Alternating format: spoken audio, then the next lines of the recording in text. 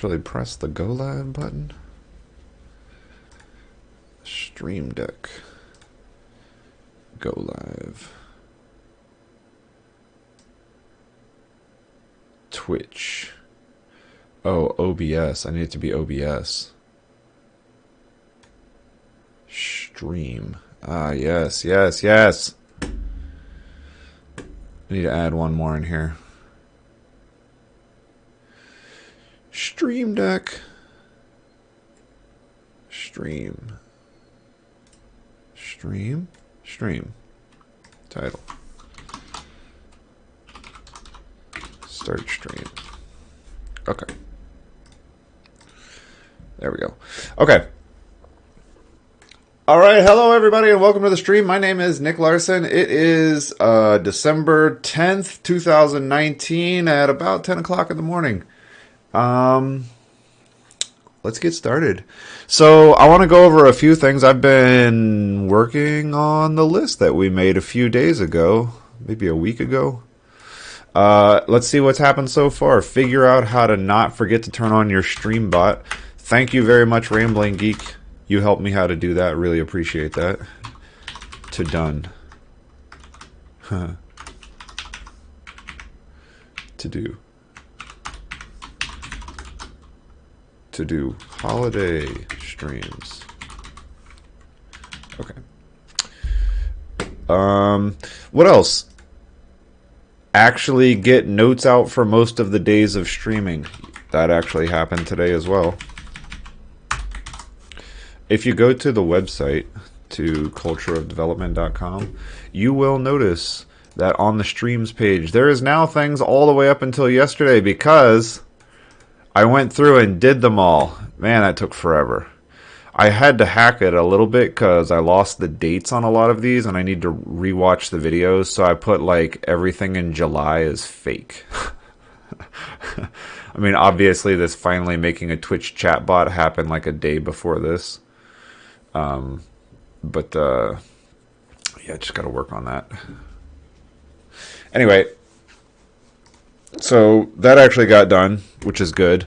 I think I'm going to add one thing to this list, which is figure out a way to publish the video at end of stream. Because I couldn't figure out how to do that using the Stream Deck here. It's like you can stop the stream. Whoops. Shit, that's not what I wanted to do.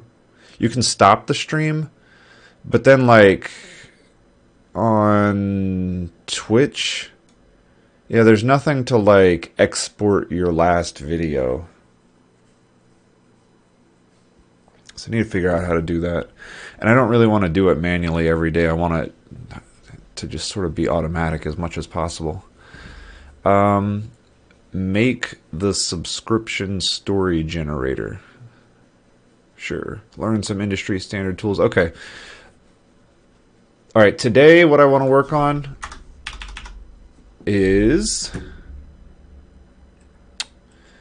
let's go to File, Open Recent, Monte Carlo Tree Search. Let's just sort of check the state of this. Let's pull whatever changes we have.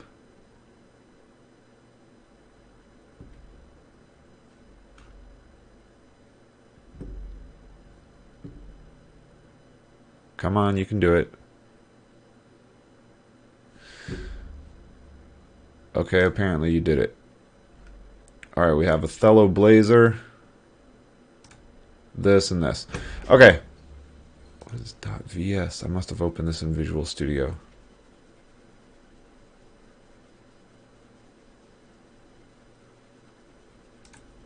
Okay. Let's go ahead and download the latest .NET Core.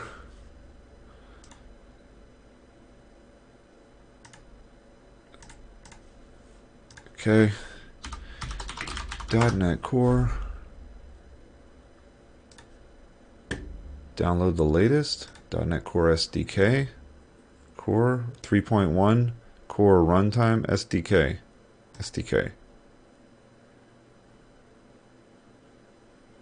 Good lord, 120 megabytes in how long? That was fast. Alright, so I need to get .NET Core 3.1 installed. I need to get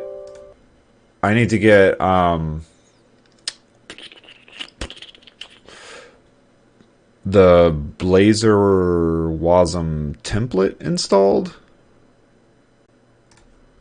This is because of some help that I got from the other day. Give me just a second, I gotta move this. We're gonna go with this one. So I can move this over here. Then let's go back to full screen. Okay.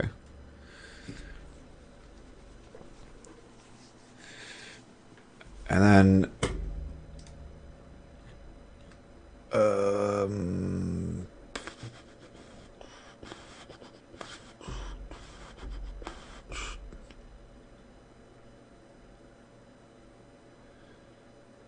okay. Where is the thing where I got the help? Oh, here it is right here. Copy link address. Copy link. And then, sure, that's installed. Hooray. And then this, we also need the Blazor WebAssembly template, which you can do on the command line by running this. And we're just going to do it in here. .NET version, just to make sure. All right, 3.1. Then we're going to install this template for Blazor. All right. There we go. And now we should have Blazor Wasm. That's what we're looking for right there. So we're going to create a new project to get an example of how it works. And then we're going to port that over to our existing Blazor, maybe. I might just create a new one called Othello Blazor Wasm, and then just copy all the stuff over from here to the other one because it might be easier to do it that way. I don't know enough about the differences. Hey, what's up? Yes, Blazor. Yeah, so I'm not sure how long you've been around. Let me give you a quick demo real fast of what we have been working on for the last, I don't know, few times or so. We started off building some AI. So, not today. I mean, like in the last few weeks. We started off building this AI to play games. And it was a learning exercise because I wanted to learn Monte Carlo tree search, which is what this whole project is named. So we have Monte Carlo tree search, and inside here we have all of this stuff about how to actually play games. And the interesting thing is you can just abstract away the rules of a game to really just being these two functions. Get from assuming that iGame is a game state, you can just say, get me all of the possible successors from this state, and then tell me whether or not this given state is terminal or not.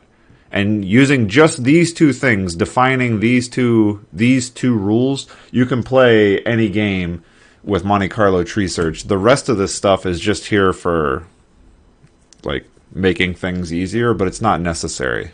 Only this stuff is necessary.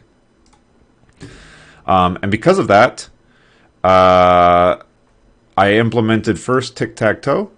And then after we got done implementing tic-tac-toe, we were like, hey, let's do something more interesting. Let's do Othello. Othello is quite a bit more interesting. And the first thing that we did was we said, all right, let's do a command line version of this. So if I do ls cd space source ls.net build, because I installed a new version of .NET, probably want to just update this here.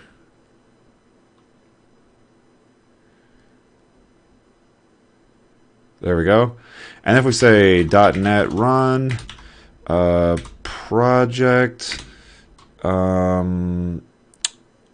mcts. Oh, I have to actually update it to play the game. Right now it's just running test. So we built this console version of the game. And if we run that, then what we see is it actually prints out, you know, what you can do, and then you just type in the number of where you want to play. So we're going to play in, like, say, cell 20, and it spits it out, and then it does its own work, and it says, all right, I ran 940 simulations, and I decided that the best move is this one right here. So this first number is the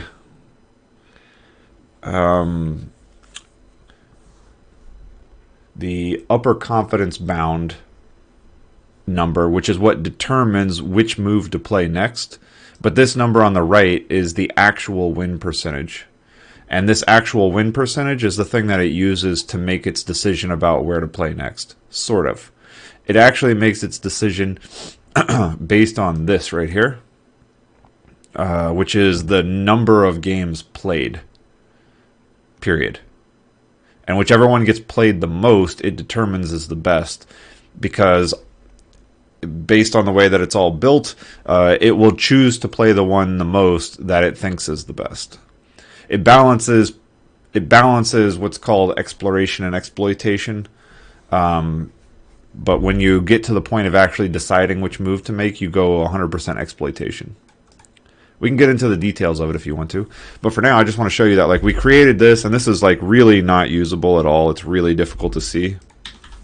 And that was sort of the point. And I was like, we need a giant UI to make this easier to see. So that's what we did. And now we have Othello blazor, right? So if we go and we say run Othello blazor, now this is running at, sure, just open this up, copy link address. Yeah, exactly. Right? It was really difficult to, like, practice and try this out. Yeah, whatever, just go. So we were like, okay, give me a thing here, and let's go play the game. And then within, like, literally 100 lines of code, we came up with this whole interface that will let you, like, play against it in a way that you can actually see it.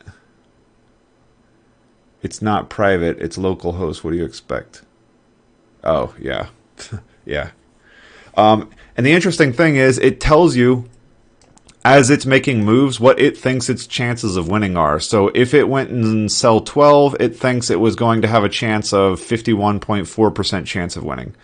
And as we go and we play more and more, you'll see that these start to update. So now it thinks it has about a 58.68 chance of winning, so it played there.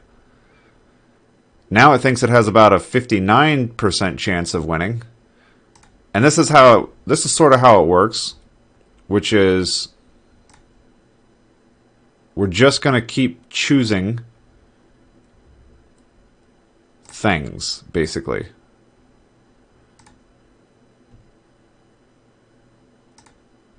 And eventually these numbers go up and they go down.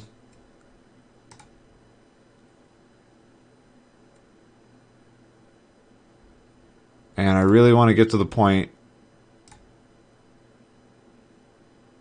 of winning one of these.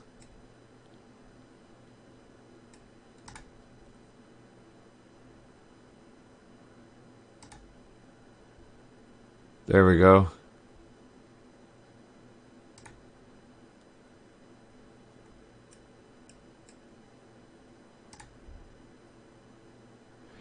Yeah, it's so, yes. I know it sounds crazy winning against an AI, but the AI isn't perfect by any means.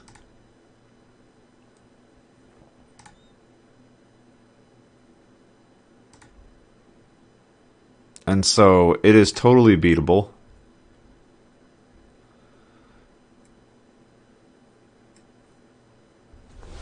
All right. Oh, I get it now.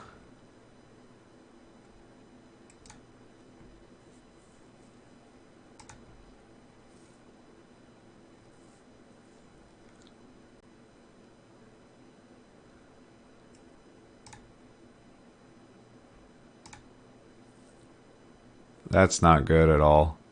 Alright, well, I lost like crazy against this game. but it's not the worst game. All right, so it's going to win with 99% chance. So anyway, the point is we built this UI where it can play.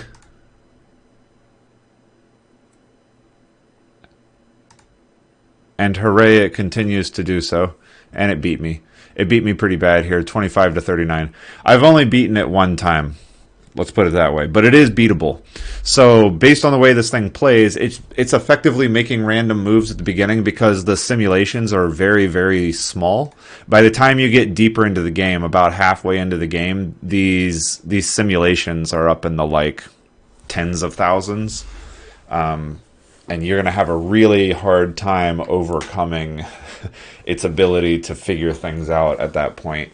But if you can do well enough in the beginning of the game, whoa, my whole screen. If you can do well enough in the beginning of the game, then you can still beat it.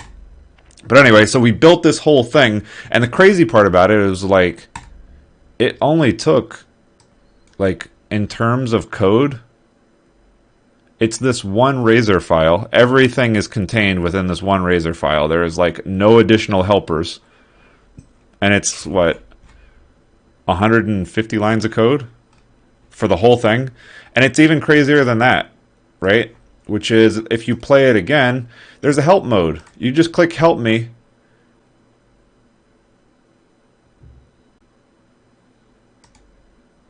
And it appears to be broken. Oh no, there it goes. You see how it highlights them? You can barely see it, but it thinks that playing here, here, or here is going to be a loss, and this one's going to be okay because it's close to white. The more blue it goes, the more likely blue is to win. The more white it goes, or the more red it goes, the more likely red is to win. And as you can see right here, these are actually all the same move. It just didn't quite figure that out. But we'll just choose the one that it says, and we'll just keep saying help me. And you can see this one's a little bit red, and this one's a little bit red, and the rest of these are all blue. Should really exaggerate that some. Click help me again.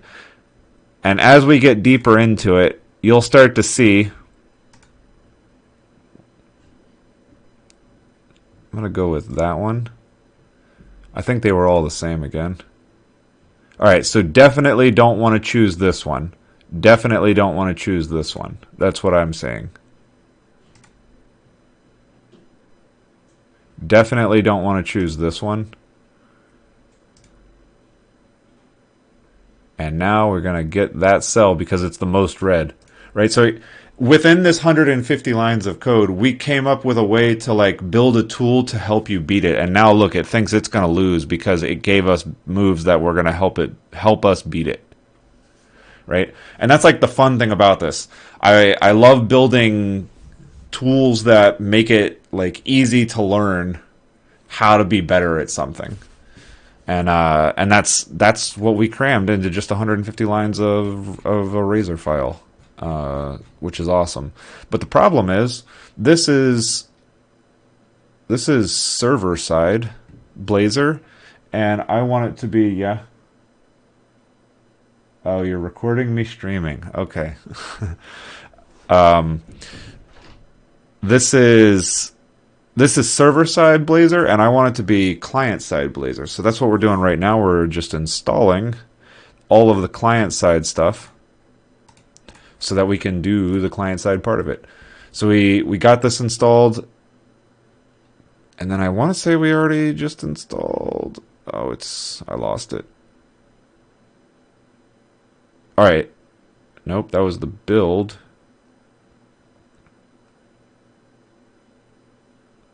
Alright, and then we installed the Blazor template. Now what we want to do is actually make the project and see if we can get this converted. So we're going to say .NET new Blazor wasm, and we're going to give this a name of Othello Blazor wasm.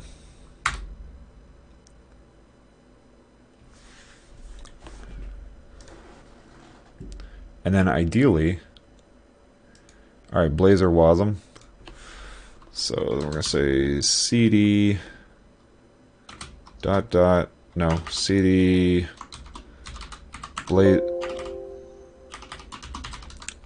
Othello blazor wasm. And I just want to see this run so that I can verify for myself that it is actually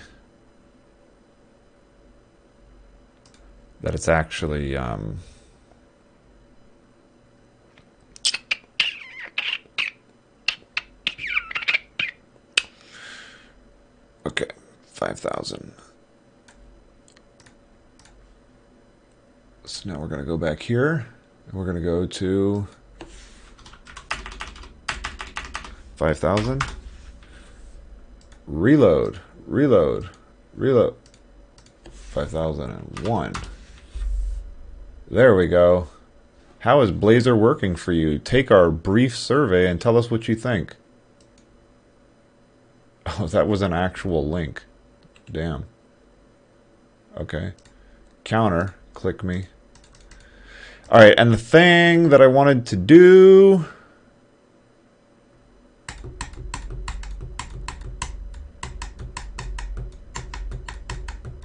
Alright, so this is it. We're just going to port everything over to here.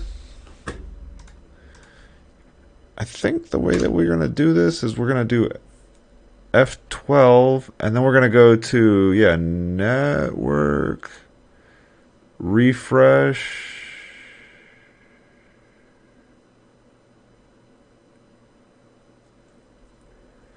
And we have no WebSockets, which is awesome, because I guess that means we don't actually have any WebSockets then.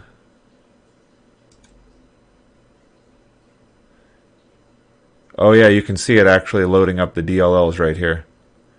Okay, that's perfect. This is what we're looking for. So now let's go ahead and copy all of this over as best we can.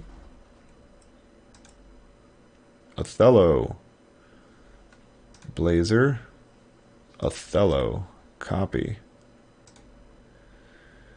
We're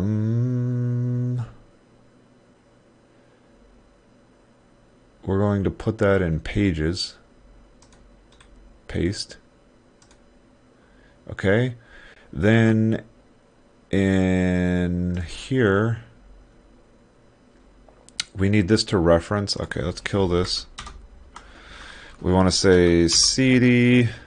No, we want to say .NET add //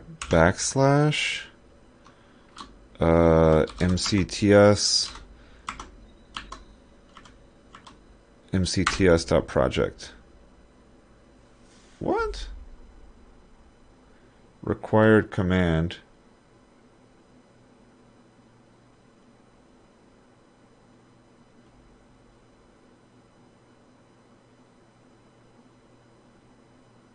Isn't that how you add a reference?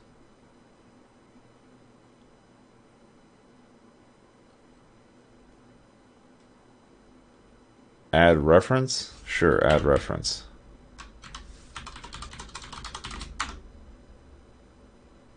Cannot be added due to incompatible targeted frameworks. Fun. I'm also interested. What do you think of Blazor?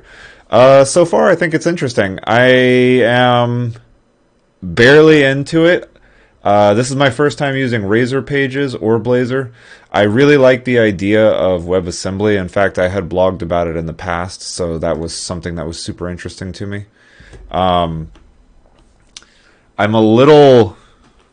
I love the idea of how it's done as well, like pulling in the whole framework.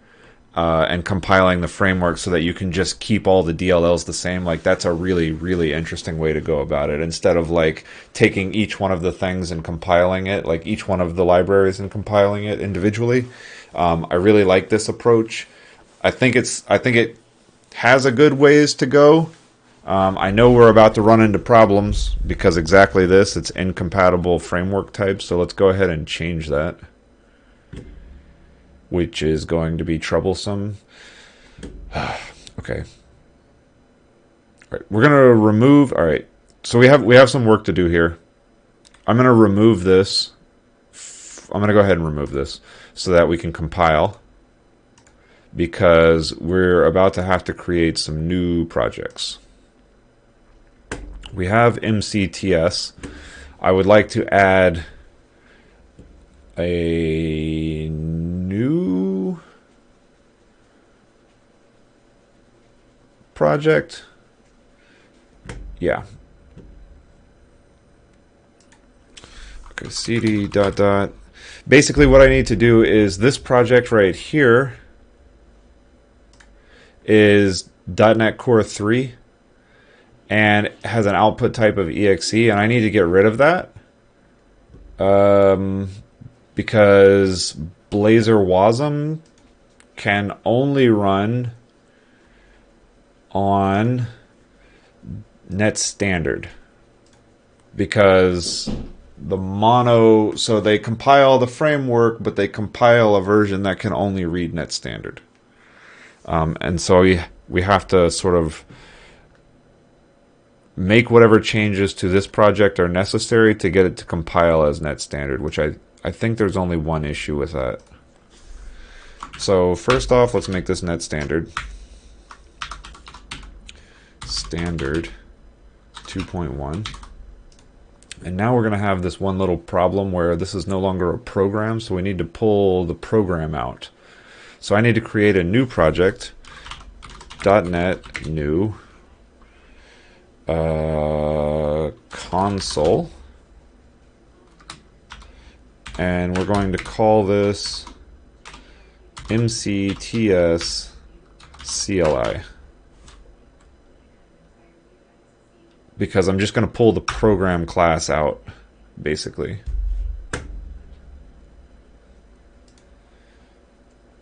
We have the program class. I want to now say cd space, oh wait, no, .NET sln add add MC TSCLI backslash this one. Okay, so now I can compile them all together. I want to say cd mcts -cli .NET add reference cd add backslash mcts mcts.proj. Okay, cd ...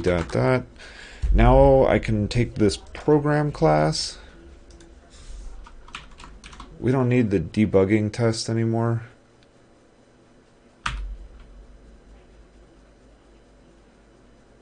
Actually, I can just copy all of this.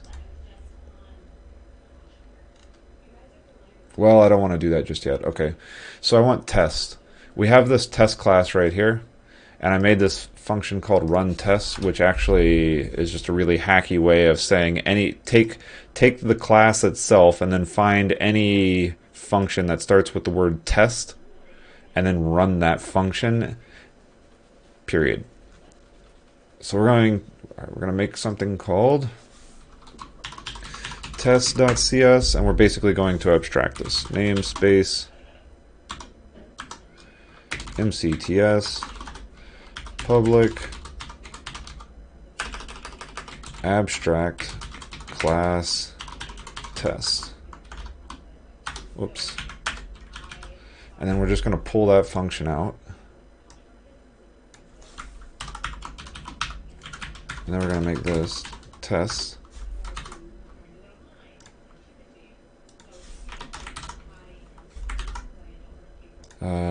Include link.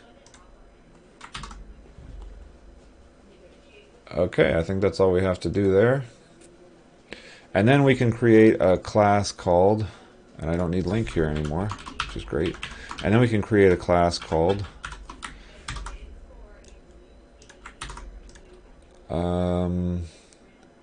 new file called tic-tac-toe.test.cs. Pop this in here. Not Othello test. Tic-tac-toe test. And then the same idea, only now we can pull this function out. I don't need debugging tests anymore, because that was actually running a tree search.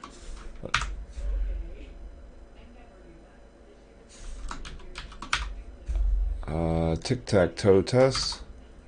And then we just rename this so that it has test. Hey, alright. Feisty Buzz, thanks so much for the follow. I really appreciate that.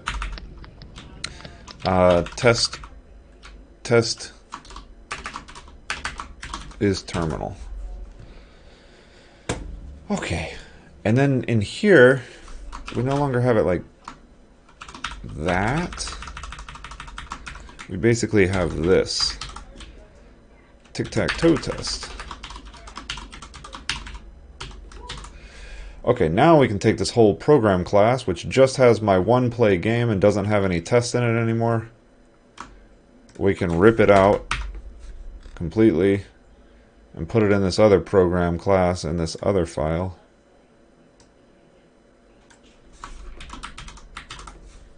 Like that.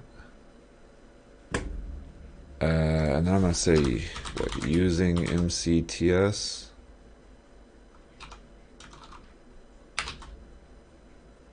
Does this not have a reference?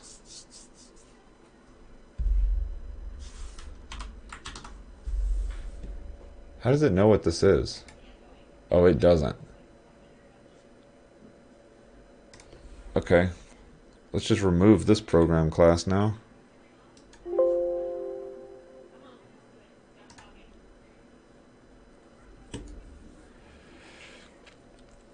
Okay. Oh yay, bit operations. Bit operations not available.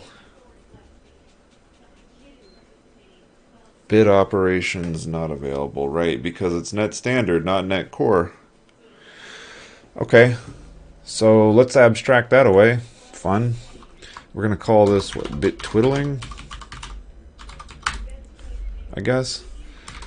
Namespace MCTS public static class bit twiddling. And then the idea here is we're just going to copy all of these functions and we're going to have it do some like conditional compilation. I see 1, 2, nope. Okay, there's only 2 functions. There's pop count and, alright, pop count, we need pop count. We need bit twiddling, so public static int pop count ulong value. And we're just going to put it in here.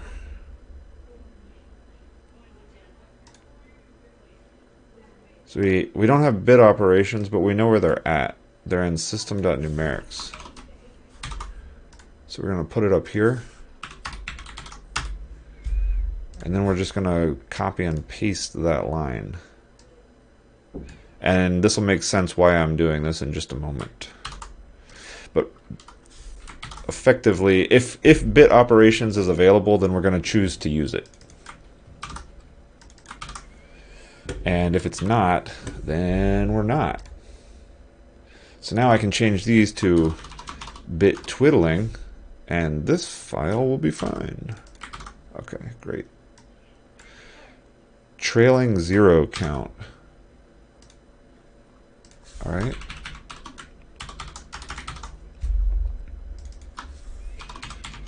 Trailing 0 count.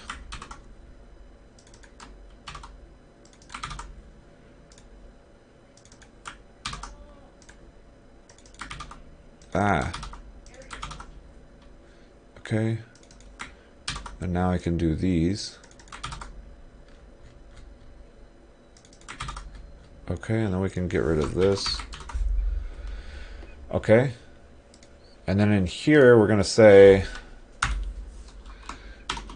if net stand, no, net core app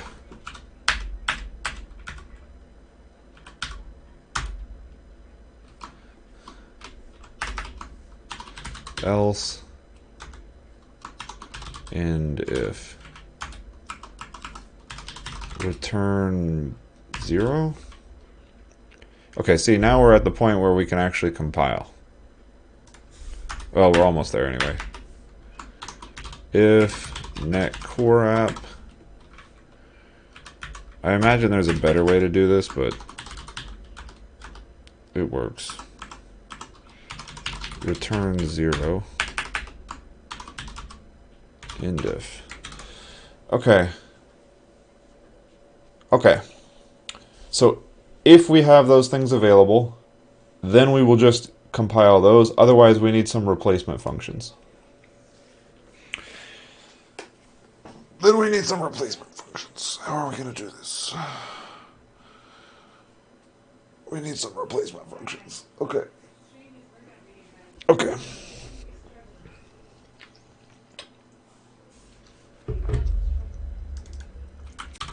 Let's go look up a pop count implementation. C# pop count.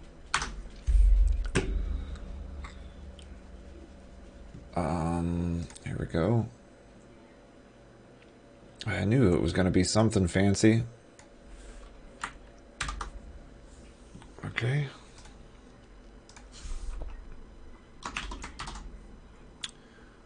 Oh, I shouldn't have copied all of it. What do I want to copy? I just want to copy the inside. Pop count.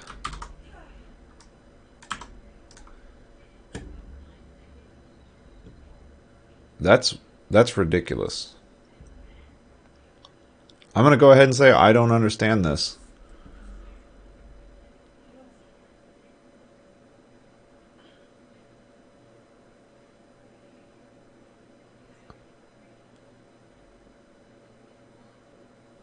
Yeah, I don't understand this at all.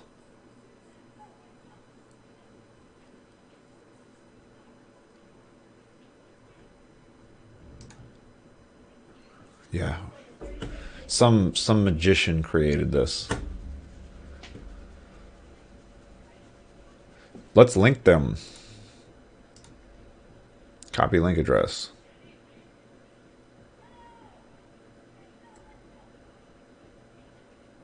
What is this? Inline assembly.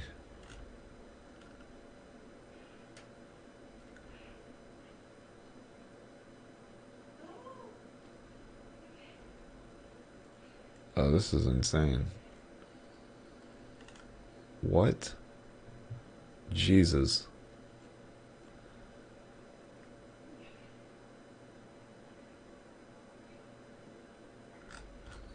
That's bananas.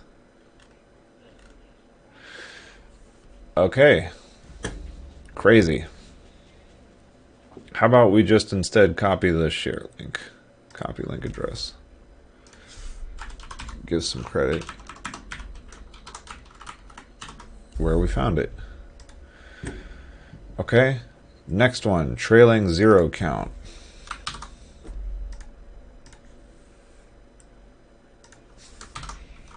C#.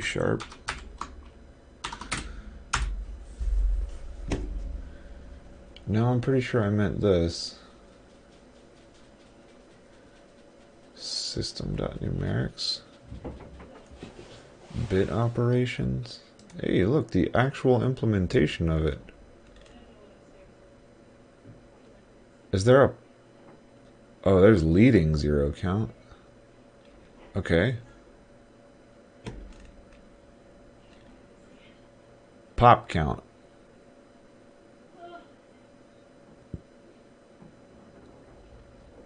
Is there a U long? Oh, there is a U long.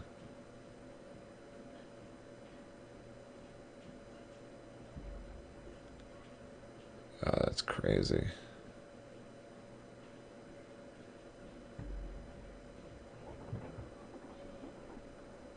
We should just use this one.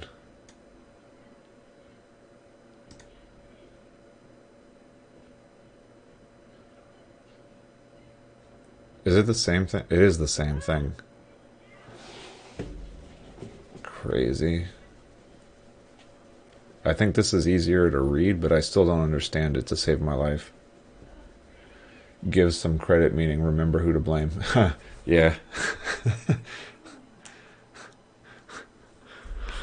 I think this one's a little easier to read, so I'm going to copy this one. And then I'm just going to link it here.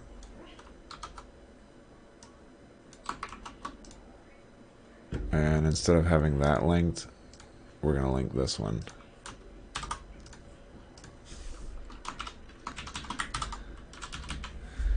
Okay. Trailing zero count was what we searched for, so hopefully there's a trailing zero count. Oh, here we go. Not uint, long. Trailing z. Okay, so we're going to do the uint thing. Trailing zero count. That's not useful. That is useful. I wonder if you can use unsafe and I wonder if you can use, oh god. Do you think these are going to be available? I mean, you just copy it, right? That's what you do. Does it explain what are those masks? You know, it's a good question. Like, a 5 is a what? A 0 in terms of. So these are four bits apiece, and a 5 is a 0 1 0 1. So it's doing 1 0 1 0 1 0 1 0 1 0 over and over and over and over and over again. 3s are 0 0 1 1. So I imagine what it's doing is, I don't know. I don't really want to guess, honestly. I think it's doing some sort of like fancy overlap. And then somehow eventually the value becomes the result. I don't know. I just don't know. Like, I don't understand the.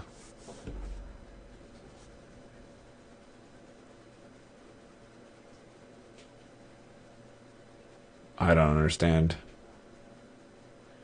The other thing that's insane to me is we take the value. Oh, wait, a minus equals? Okay, this is just some really compact and not readable form of this. I don't understand. I like legit don't understand what's going on here. I'm sure there's an explanation of it somewhere on the internet. I do know that a processor can do this in about 3 cycles. And this is a minus, a shift, an and, a shift, an and, a plus, a shift, a plus, an and, oh, a multiply? That's got to be 4 cycles by itself. So I'd just make it 14 now. And then another shift, and then an assignment. So, like, something that should take, like, 3 cycles is definitely taking upwards of 15 to do it this way. So, how often am I calling pop count? Hopefully not a lot. Pop count. On every is terminal check. Well, that's going to be quite a bit. That's on every single state that we get to. Yeah, that's a lot. So if we're playing, what, 900 games on an average, let's just make it 1,000.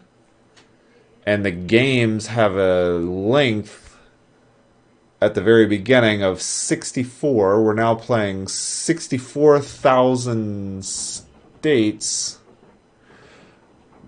But we're evaluating every possible move that we could have gone to along the way.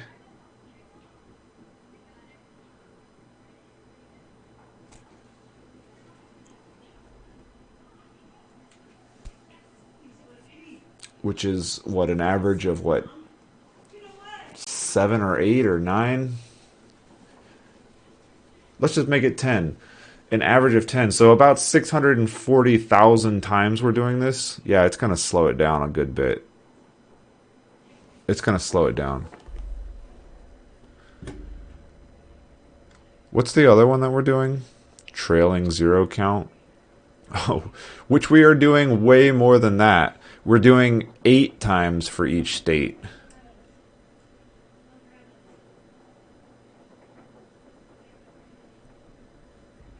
Damn. You know what? We only need to do this one time. The location doesn't change.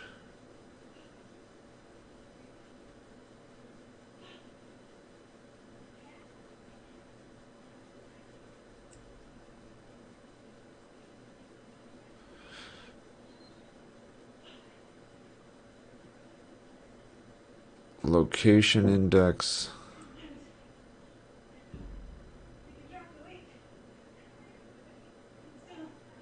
You know what? Let's do that. Because we only need to do this one time, and this will speed things up a lot. This is an expensive operation. So let's do int row. Let's just do. Actually, let's just copy this whole row.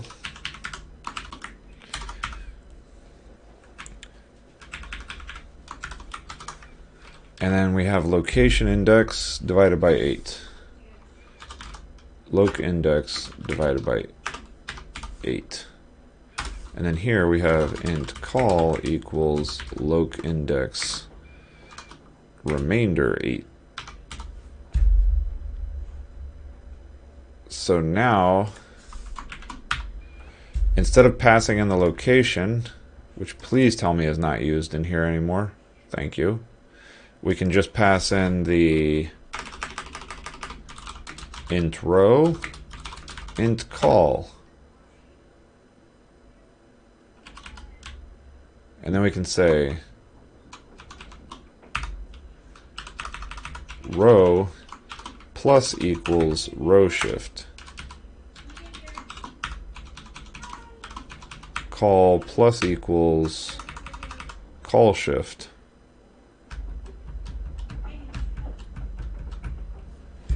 And then here we say row call.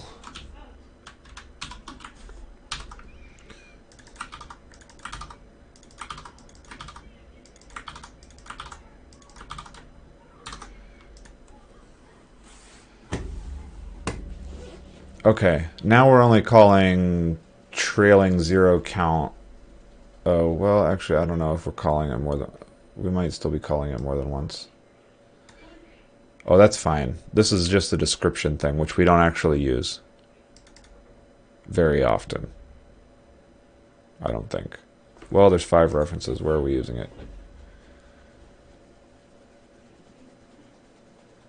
Console player? Oh, it's used in Monte Carlo tree search. Oh, okay, this is fine. All right, so this is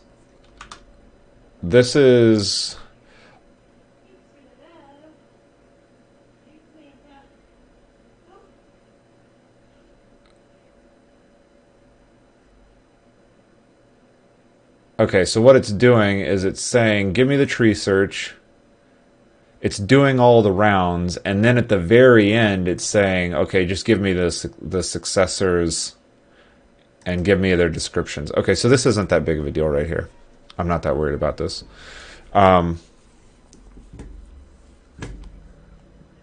But, no, how do you do this? Control Shift? Damn it. What's the magic buttons you press to go back? Action view, go back. Alt and left arrow. Alt. There it is. Okay. Okay, so in Othello, okay, in, don't actually care about this, in bit twiddling.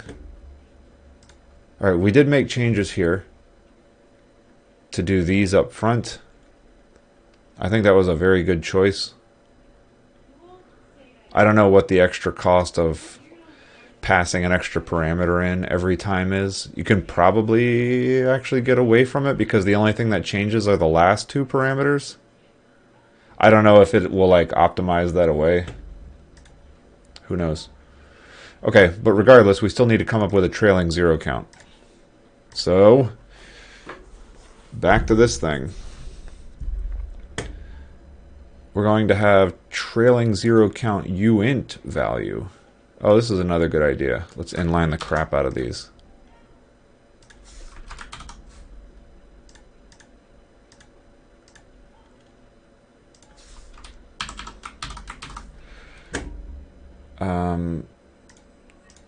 And then we're going to want, this is, what is CLS compliant?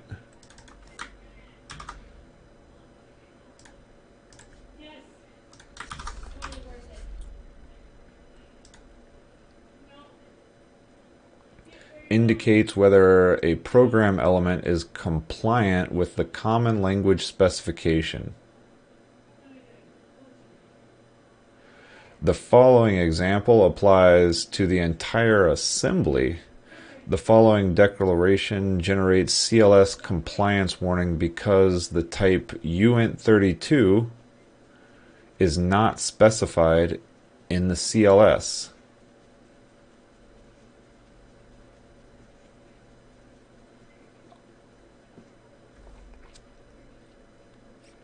I don't actually care about any of this, I don't think. I don't even know what it is. So if it throws complaints, then we'll do it. But I'm not going to worry about it. Okay, so we're going to copy this. We're going to copy this.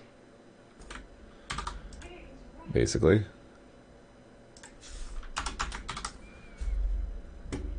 And we're going to make this private because I don't actually want this exposed for now. We don't have BMI. We do have this. Do I have a license? I don't have a license.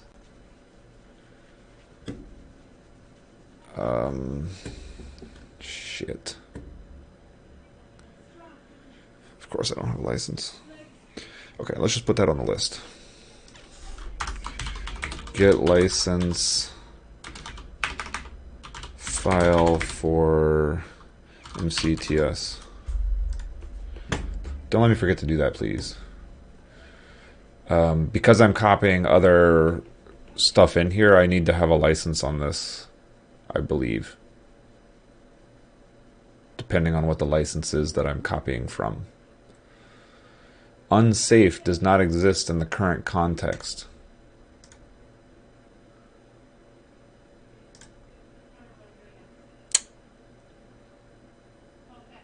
Well, memory marshal?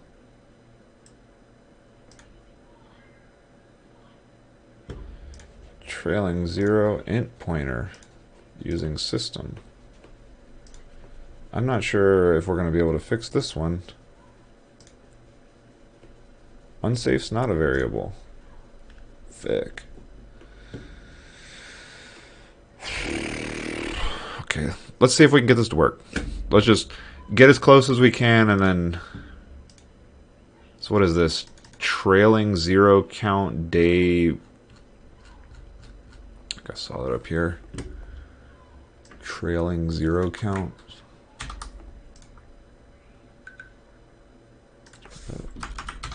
Right down here.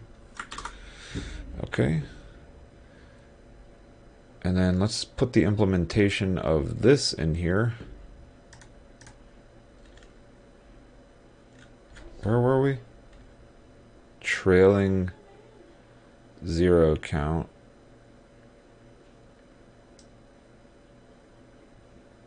U long.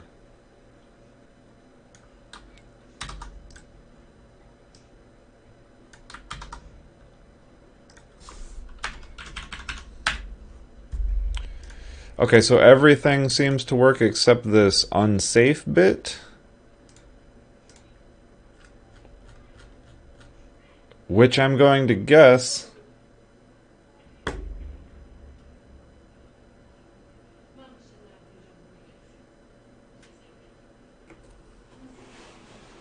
compiler services? Maybe this is the reason this whole thing isn't in standard.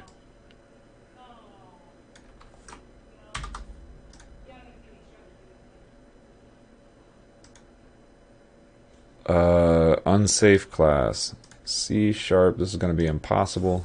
C#, unsafe class. Unsafe class, compiler services. Alright, alright, alright, alright. Oh, not good, not good. Damn. .NET Core 3. Is it in standard? Oh.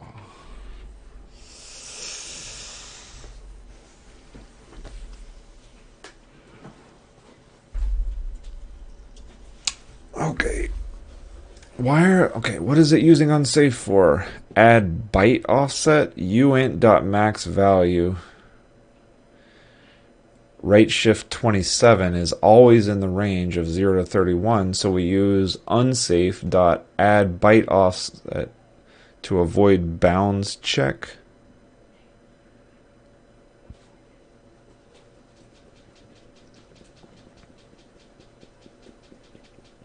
What?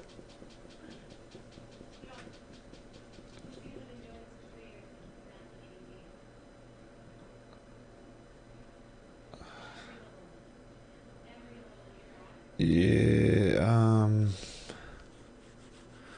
what? Int pointer cast on 32-bit platforms does expensive overflow checks not needed here. Why are we casting this to an int anyway?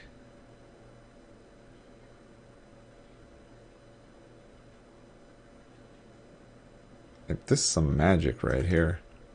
Oh, this is this. I see.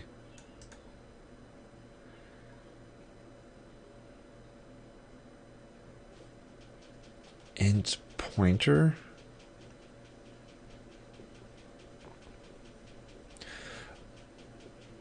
Oh. Okay, I kind of understand this. What it's doing is it's looking up in this table how many zeros there are. So it's either like 0 or 1 or 2 or 3 or 4 or 5 or 6 or 7. Okay, yeah, this is it. This is what it's doing. Okay, so it's looking up in this table how to do this. Can I make it not have to look it up in the table? I don't understand the add byte offset thing.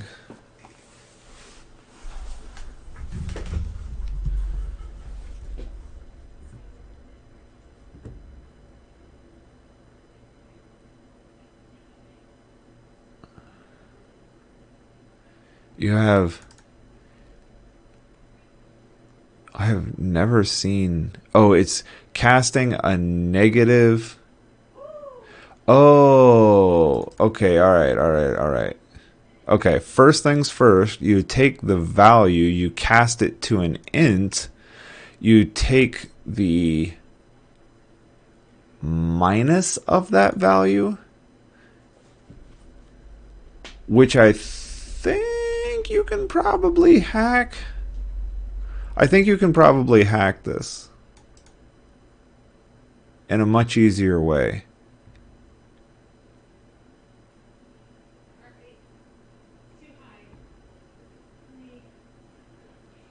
Then you're casting it back to a uint. Andy, I don't understand this.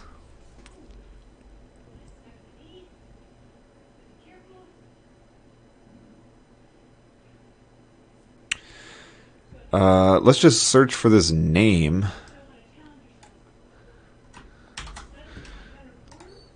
Let's go C#.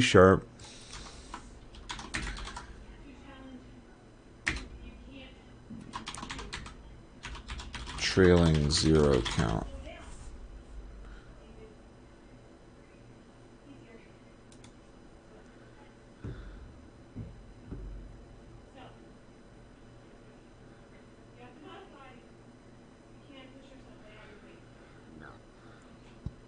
Okay. Can I just use unchecked?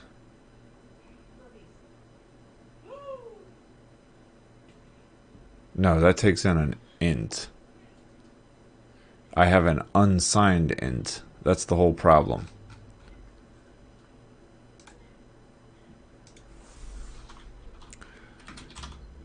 Unsigned long. You want to just give me the answer? That'd be awesome, wouldn't it?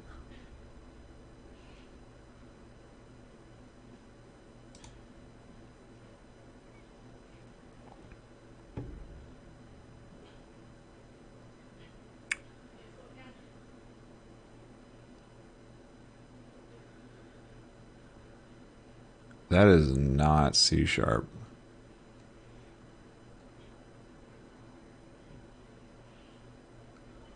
That's not C sharp.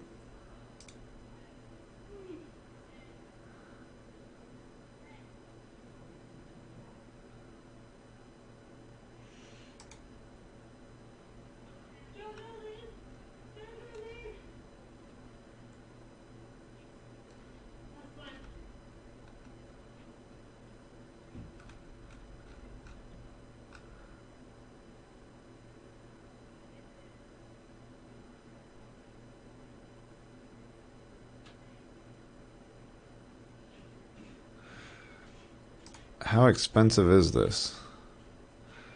Okay, you have a conversion to an int. That's fairly expensive. You take the negative of it. You cast it back. You AND it with itself. You multiply it. You right shift it. So again, yeah, this is stupid expensive. And then you have to convert it to a pointer again. Then go look it up in a table. And the table will actually fit in memory. Okay. I wish there was just like a fucking easier way to look at this. I don't want it to be an int. Oh look, C sharp. No. C sharp. Count zeros.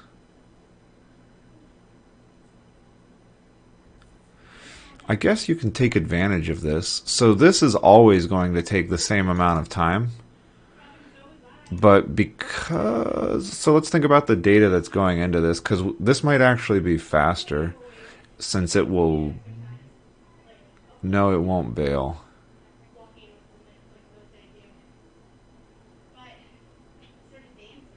Hmm. Um...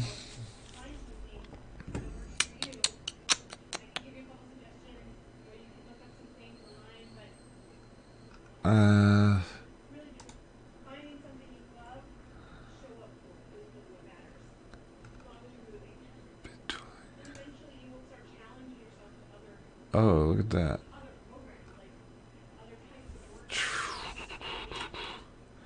Count the consecutive 0 bits trailing.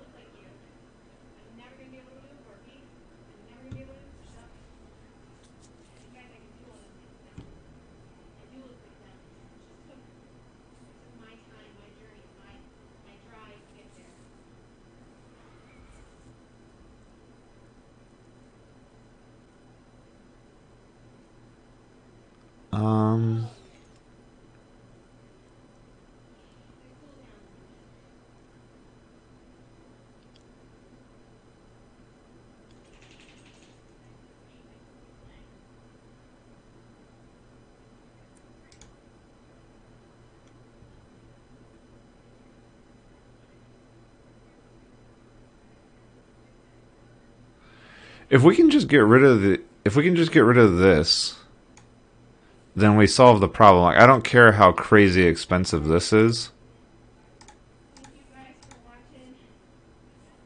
Right? I just need to get rid of this. So, what the hell is this add byte offset doing, and can I avoid it? I can.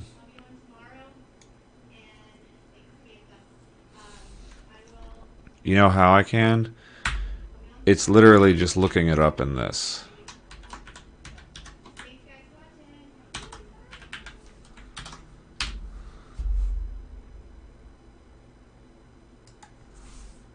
And then I don't even need this int pointer anymore. I can just do it like this.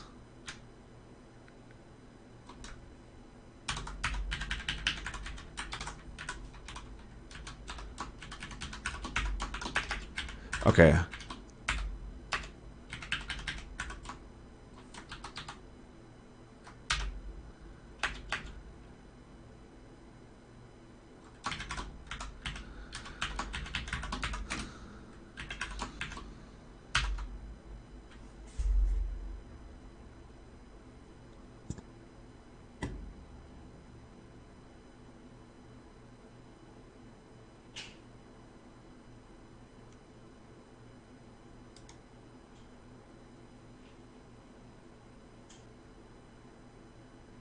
Okay.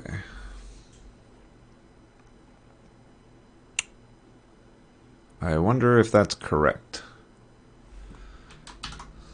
Probably. Okay. Whatever. Let's just see if it actually compiles now. Oh wait, are we done with all of this? Yeah, I guess so.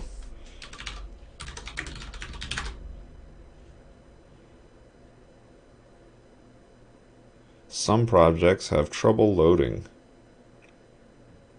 Solid. Let's go to program, because it's got to be in here, right? Oh, I know what this is doing. This is complaining because it needs to be restarted. That's the one thing I don't get about this. Whenever you like start creating new projects and stuff inside of here, I always end up having to like reload for it to realize what the problems are. See, like now it's telling me there's problems, but it wasn't before.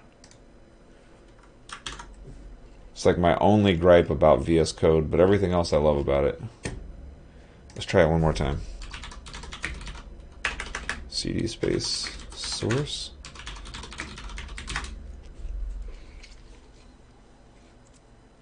Yay! Let's just see if it actually works. .NET run project mctscli.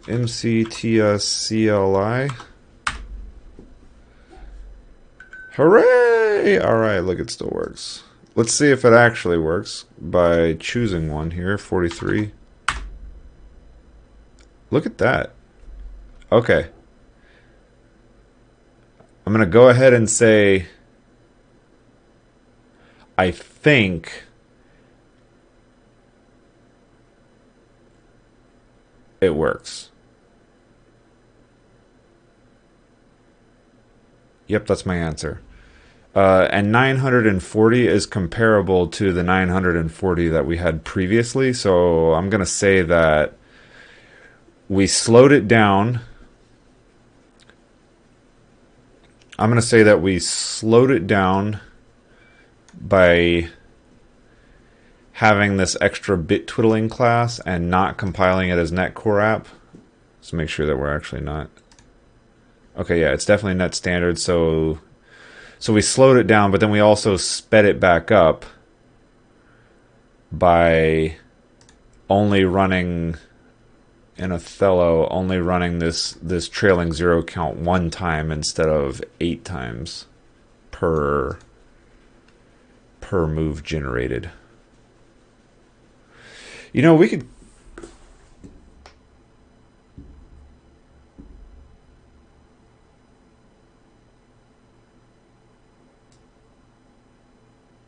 I bet we could pre-calculate all of this.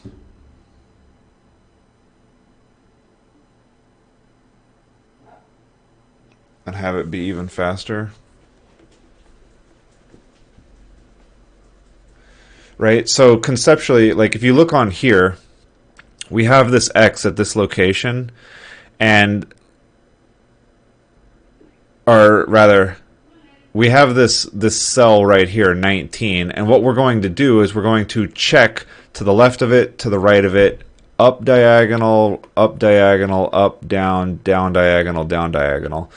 And we could pre-compute all of those cells for each one of these locations. And since they're stored in just unsigned longs, we would have exactly one lookup instead of having to basically recalculate it every time for every single possible state. Would that actually save us anything?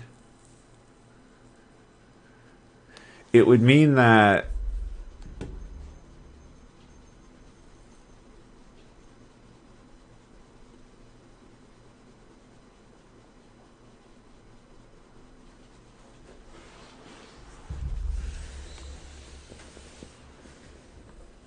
I don't know.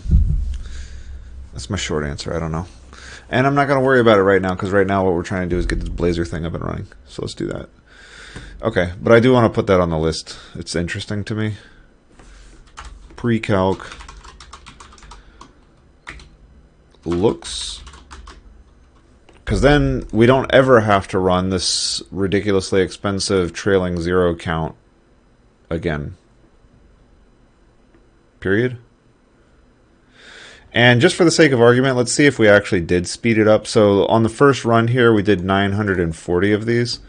If we change this to be .NET Core app,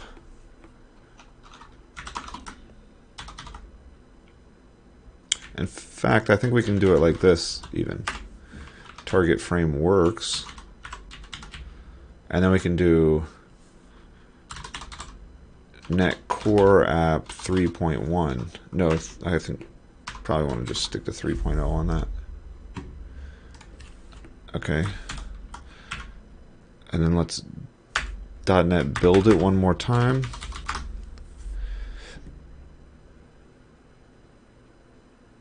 I'm hoping that it will automatically choose to use the one. Let's do a 20 here. Oh, see, it did do more. Okay, so we did actually, okay. So we slowed it down and we sped it up. Okay. Alright, and we're just going to leave this as compiling to both, so that in the CLI it's fast, and in the Othello blazor it's fast, and in the wasm it'll still work. Okay.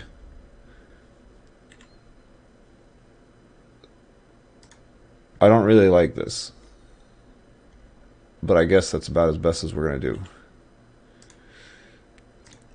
Okay. Alright. Now, blazor wasm. What we want to do, close all this crap, is copy over. We don't need this open anymore. We don't need this open anymore.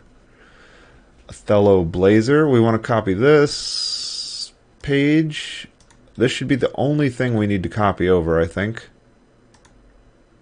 Like I said, this was like really the only thing we added.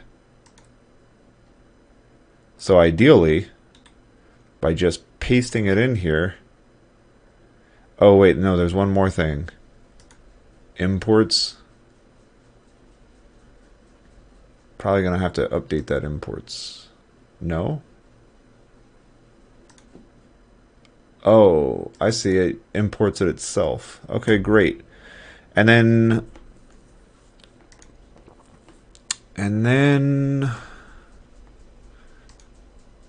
we're referencing the project, are we? No, we're not referencing the project. Okay, so cd Othello blazor wasm .NET add reference ..mcts/mcts.proj. Should have added it. There we go. Probably easier to type that in myself than to actually do it that way, but it is what it is. Hey man, thanks for the follow. Or person rather, I'm sorry. And now we're looking to, oh, I guess we should add it to the, what's it called, to the links. right? Yes, we should add it to the links. And we're going to call this Othello.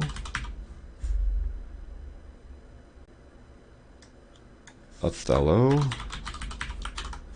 And I think in this other one I gave it a fancy...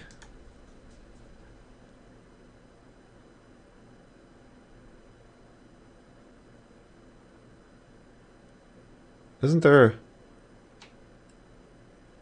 OI home? Oh, I don't know. I think we called it home.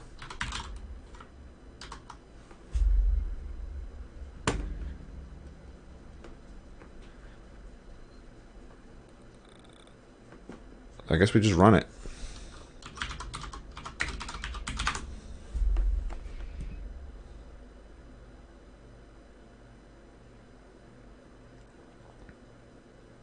Oh.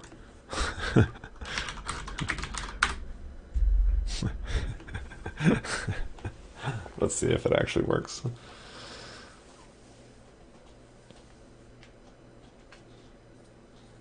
Okay.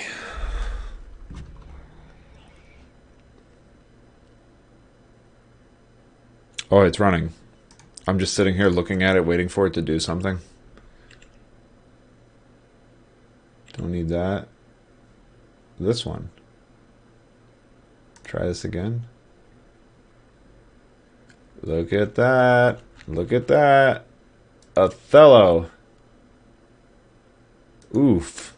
Oh, yeah. CSS. CSS. Let's close this. Basically everything that starts with game on. Okay, I cheated. I'm sorry. I said originally it was like 150 lines of code. It's really, 150 lines of code and, 80 lines of CSS. So it wasn't quite 100 lines of code.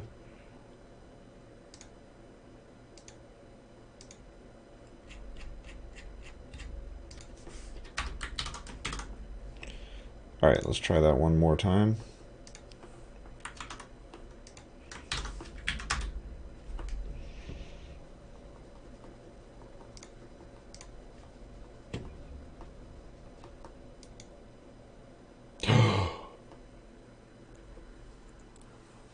Okay.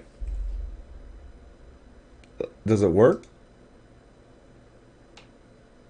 Oh, those are really blue. I should make it when you say help me, I should make it spit out the estimates as well. Alright, so we're going to choose the one that's the most red. What happened? Oh. Oh, that's weird. Okay, well, you notice that we previously were running about 900 simulations, and now we're running 30.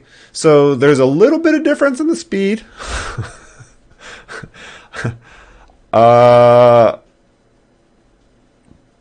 Let's see if we can beat it. Yeah, just a little bit. Damn, it already thinks it's winning. Well, it's only running 30 simulations, so it is going to think it's winning.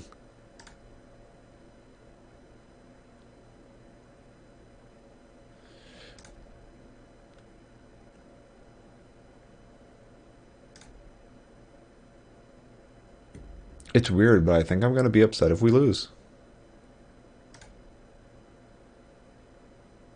Okay, so every time I click, it is playing as well. Like, it's not redrawing the screen when I play and then letting it go, so I have no idea what's causing that. We should look at that. But one thing that I like is you can tell right here that, like, this right here, 42.33 milliseconds, like, we are not making requests. This is actually happening in a browser, which is awesome.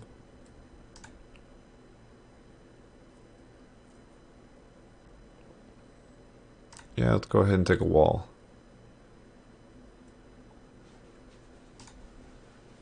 And another wall.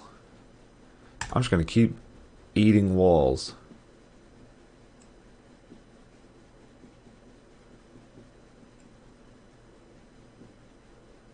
I'll take that, yeah. Gimme.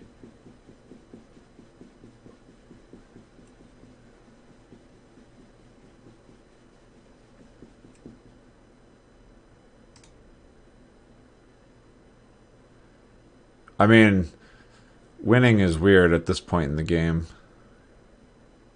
Conceptually. I do think I want to take this.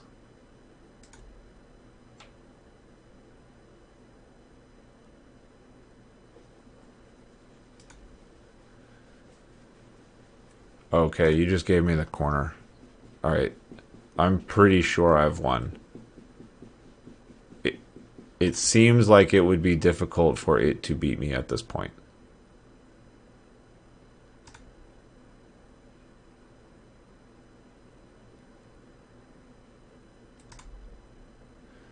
So once you own a corner, you can build triangles up from the corner, and you cannot lose those squares after that. Which is why it's such a big deal. And now I'm just going to start eating very large chunks.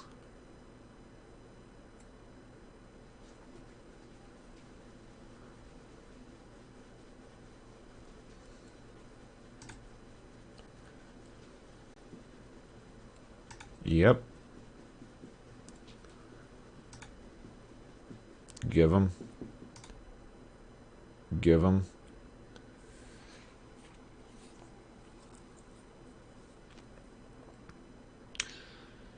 I honestly think I don't even care about those up there.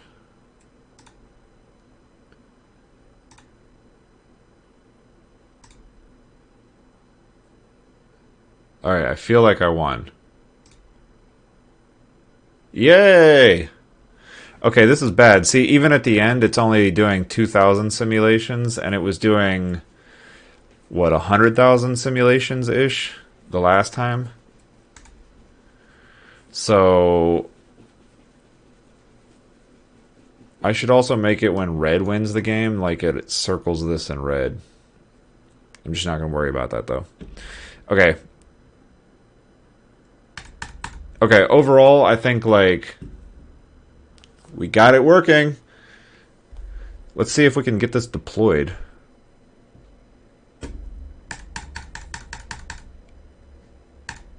Let's see if we can get it deployed. Then we'll know if it's actually working or not. What are we going to do? .NET publish.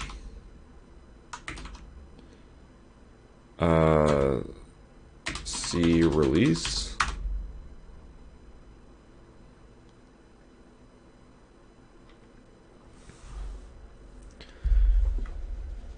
Okay, it put it in a place called publish. Not there. Bin. Release. Standard. Publish. Othello. Distribution. Is this the only thing we have to deploy? Framework. Bin. I'm going to guess everything in here is what we need to deploy. Can I open this in Explorer? Okay.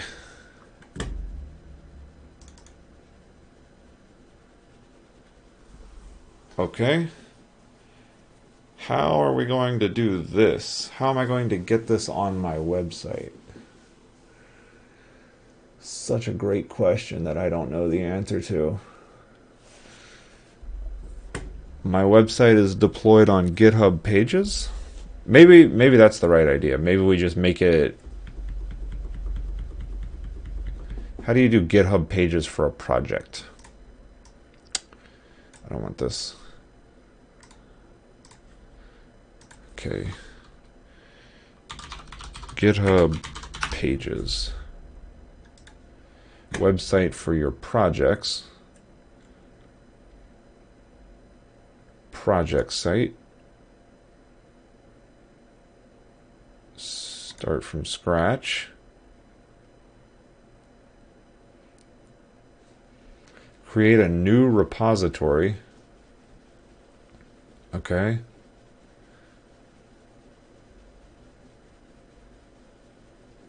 Index.html. Commit the file.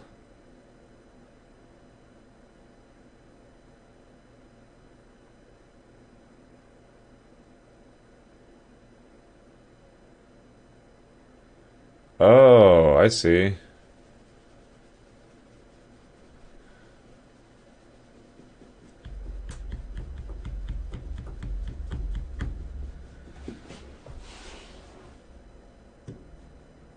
So you create a branch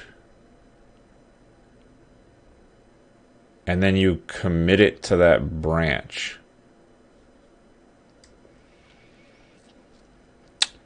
How in the hell do you do that?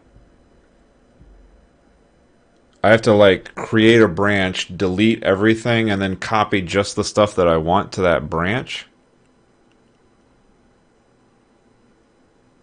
Does that seem right? That doesn't seem right.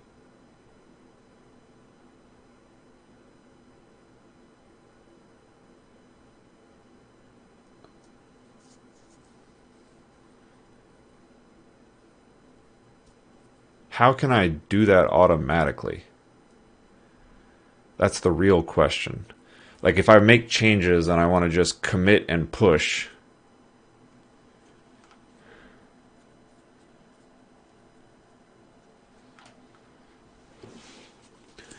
master branch docs folder, use only the docs folder for GitHub pages.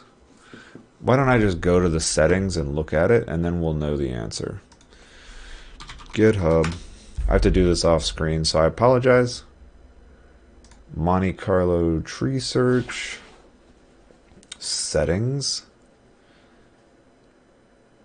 Pages. Where the hell is it? Click on the settings tab and scroll down to the GitHub pages section. Merge button. Oh, GitHub pages.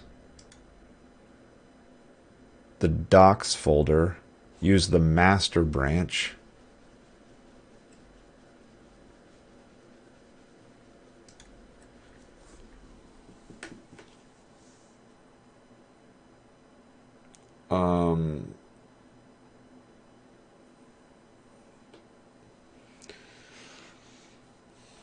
Maybe what I do is put in index.html in the home page that redirects automatically to the publish folder.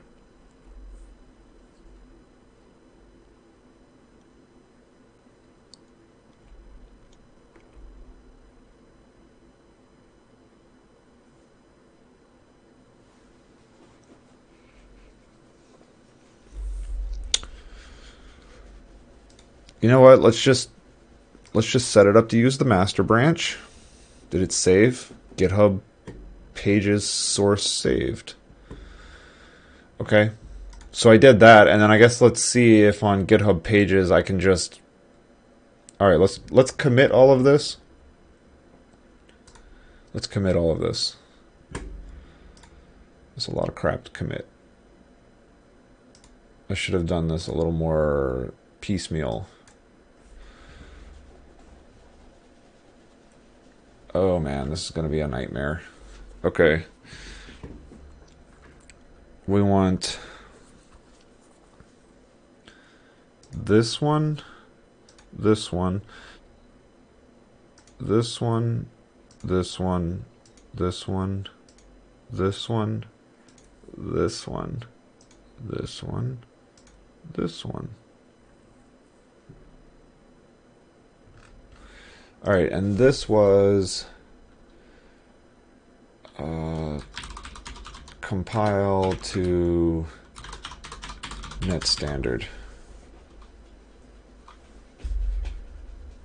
Compile MCTS to net standard.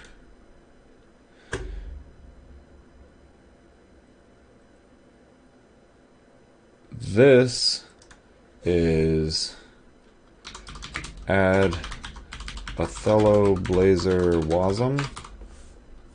And then I am not committing the bin folder, so I'm not actually committing this thing I want. But that's okay.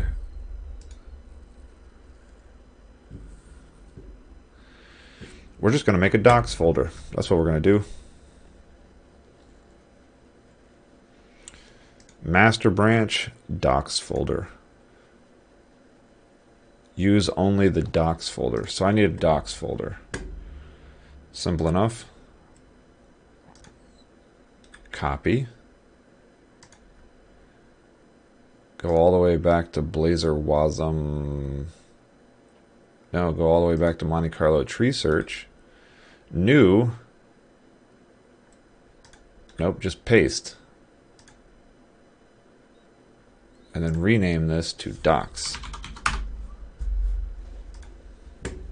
Yeah.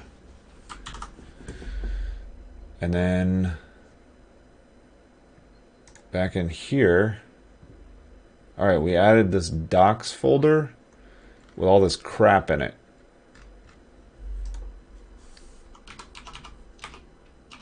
Attempt to deploy Othello, blazor, wasm to GitHub pages. Whatever. And push. And go back to my repo.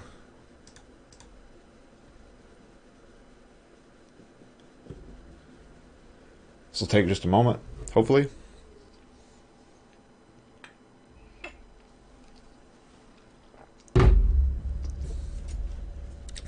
If this works, I'm going to go ahead and say we got quite a bit done so far today. Seems to have pushed. Yes. Oh.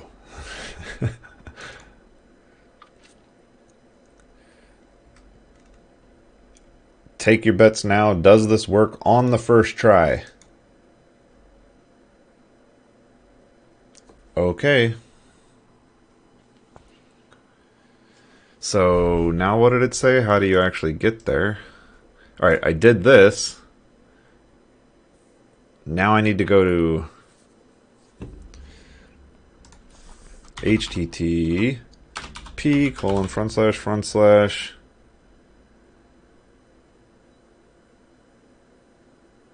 cultureofdevelopment.github.io/Monte Carlo tree search. 404. Oh, no wonder. It's culture of development. Oh. What's the problem?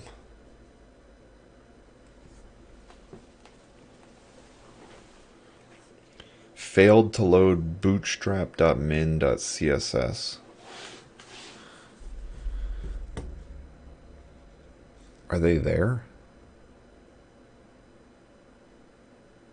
Monte Carlo tree search. Docs. Not here, not here. Close this. Close this. Go to the code. Index. What do you mean it's not there? It's totally there.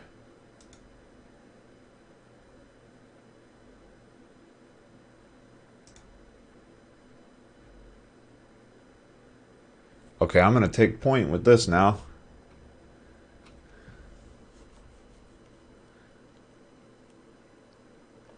Is framework there? Maybe that's the problem. Nope, framework is there. Blazor.webassembly.js. Everything's here. Why is it failing to load?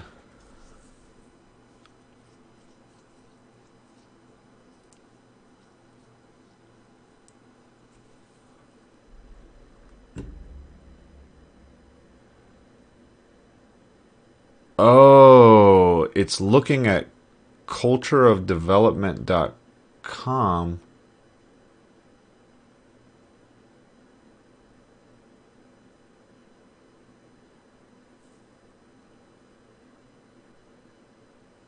What in the hell did it do? Why did it redirect to here?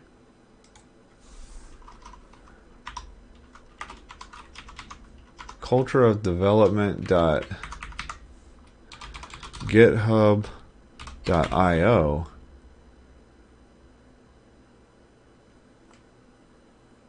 Hey, what's up? How you doing, Callow? What in the hell? It's redirecting here. Been lurking. That's cool. Yeah, things are good. I can't figure out why it's redirecting to my website. Like, what in the hell is going on with that?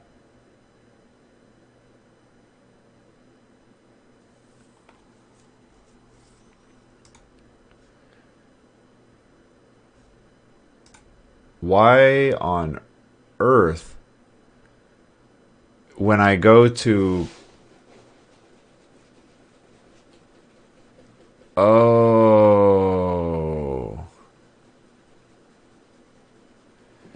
I do actually know the answer to this. It's because I have a cultureofdevelopment.github.io already. Oof.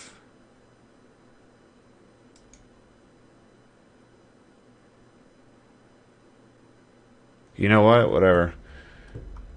Oh, base ref? In the index HTML, check base. In the index HTML, base href equals /. Maybe I put the whole thing.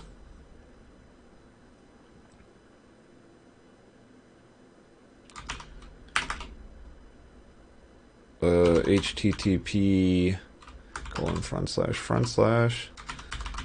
culture of development.github.io is... Let's try it like that then, right? You just removed the line. So no, I think what's actually happening here, I'm gonna take screenshots because I can't show the whole thing. All right, I have this site already set up right here. And this has the CNAME in it, which does a redirect. So I think what's happening is it's hitting cultureofdevelopment.github.io, and then it's hitting this redirect, and then it's redirecting my URL to my website. And so what I need to do instead is deploy this to my website. Unfortunately, my website is like a hexo website, and I have no clue how to deploy that.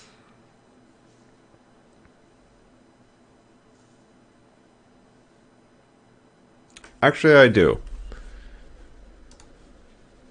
Instead of it being docs, let's copy this. Let's delete this. We don't actually want this. And then we're going to go to cultureofdevelopment.github.io, and then we're going to go to source, and then we're just going to drop it in here. Oh yeah, I deleted it. That was stupid. Let's try that again. Let's go to, how about just open in a new window. So if you have an organization on GitHub and you have a website for the organization, it seems like you're going to have a lot of problems when you try to create individual project sites, which is a little frustrating.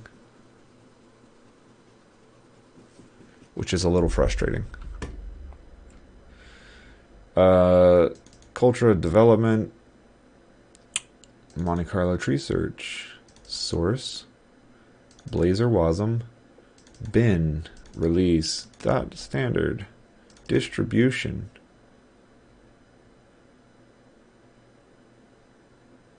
Where's all the stuff?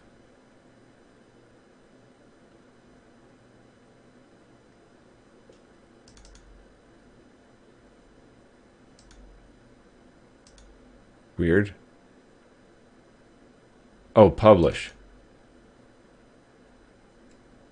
Othello, blazor, wasm, distribution. Okay, there it is. So we're going to copy this.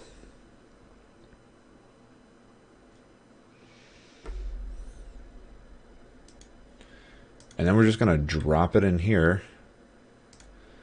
And we're going to rename this to, give me a rename, to Othello blazor wasm. And then we're going to, okay, this is even more complicated now. Open a new Visual Studio code. We're going to say file, open, recent. This one, we're going to say hexogenerate.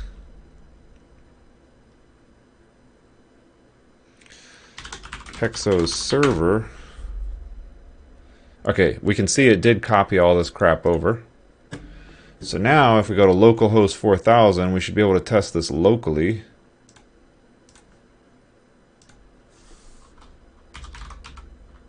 Localhost 4000.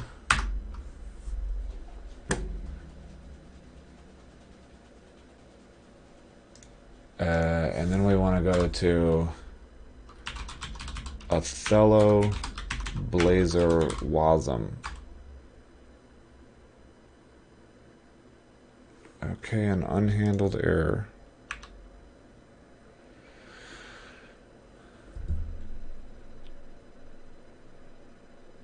Bootstrap. Oh, wicked. Why on earth is that one trying to look at? What?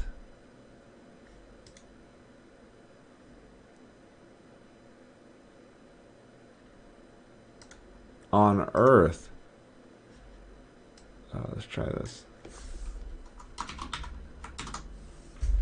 Let's try that one more time. Refresh. Still getting problems. I don't care about those. Localhost 4000. Oh, it needs to be Othello blazor wasm. One time.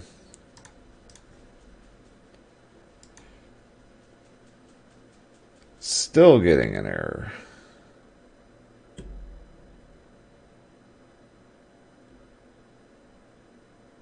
You're still trying to reload this one.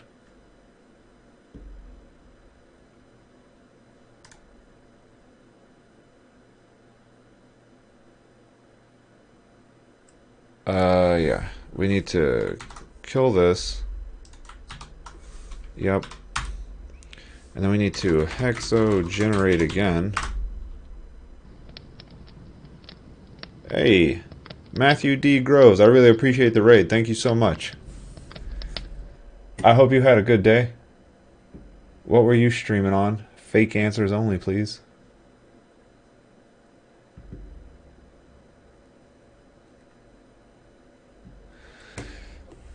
We are fighting some blazor.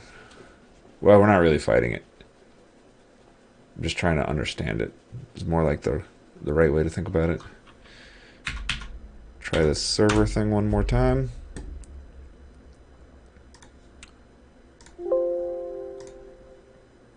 And then up here, come on, you can do this. No, you still can't do this. You literally still can't do this. Ah, it's still looking at the root. It's like cache is disabled. View source.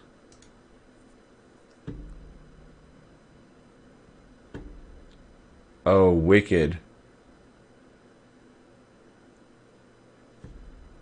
It's putting its own HTML in here again.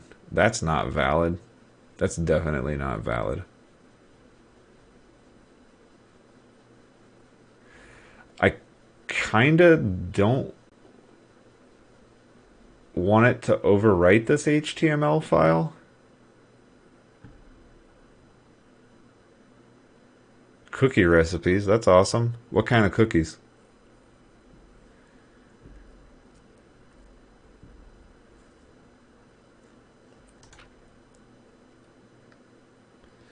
Why is it rewriting this?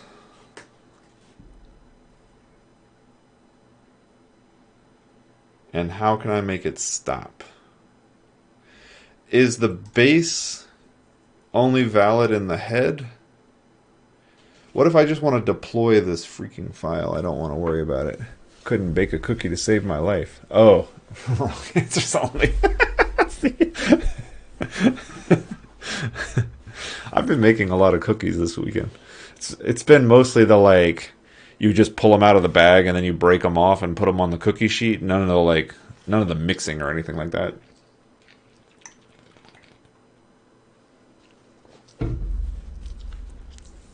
Okay. I would find a way to mess that up. Fair enough.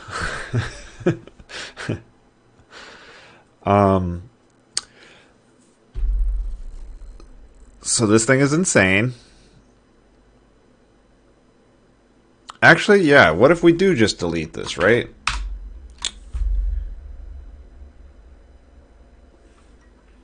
We don't need a base. This is generating some ridiculously unusable HTML, right? It goes straight from this P to, putting another HTML and all the head in there. So that's not good at all. Hexo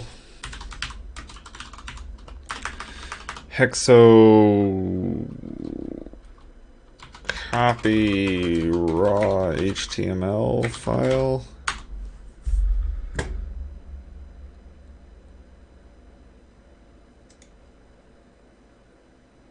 Configuration.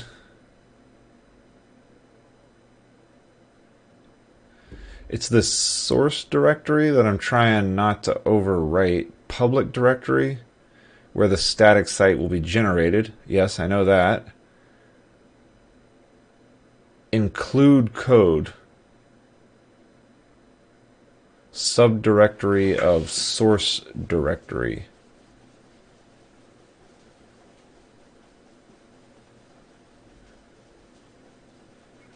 Paths will be copied to public raw without being rendered. Oh, I see. Skip render. Okay. Progress. Skip render.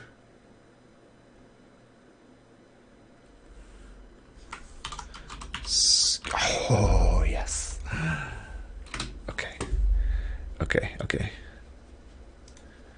Skip render.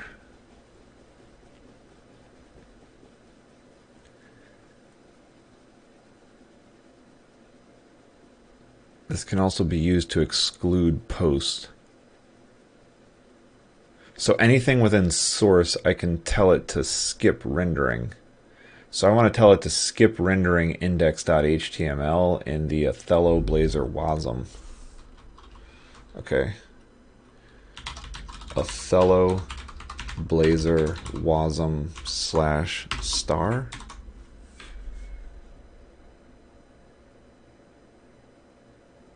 Let's try that.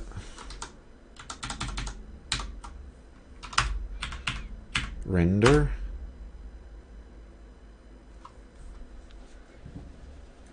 Since it's actually, well, I guess we can just, oh, there we go. That was the one file that got updated. Let's see, Othello, blazor, wasm. Not in the source. Public, public. Othello, blazor, wasm, index.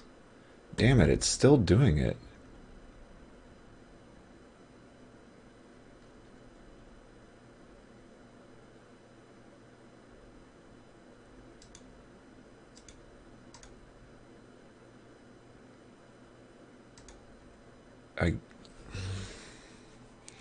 Is it?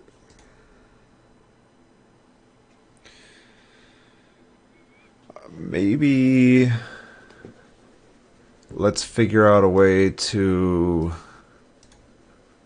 let's just specify the file exactly.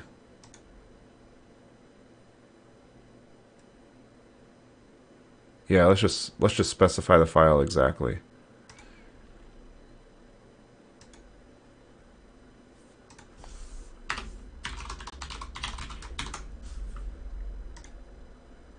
Oh, I'm telling it to skip rendering.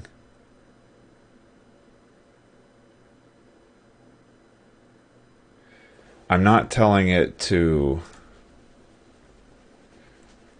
copy raw.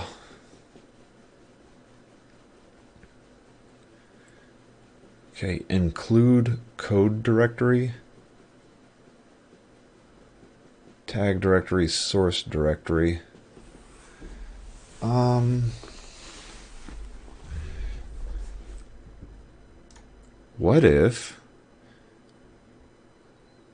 What if I tell it to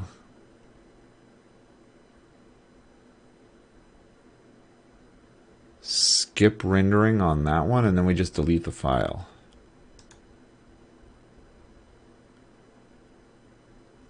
Right? Let's just clean it up.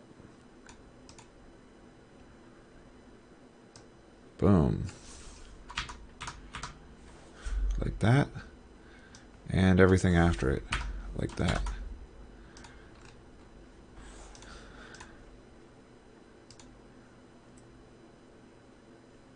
Refresh. Nope, can't be reached. Generate. Okay.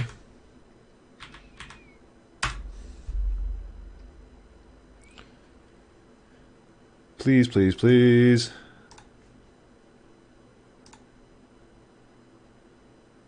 Seriously. I'm like losing my mind. No, no, no, no, no. This is cached. Not even a question. That is cached. Disable cache. Refresh again. Seriously? How is it doing this? Did it really rewrite this?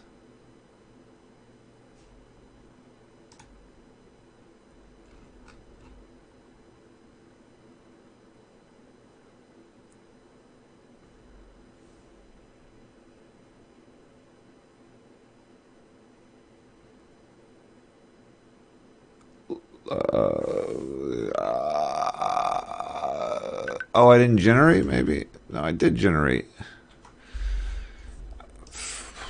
I don't know what to say. Just refresh this again. What?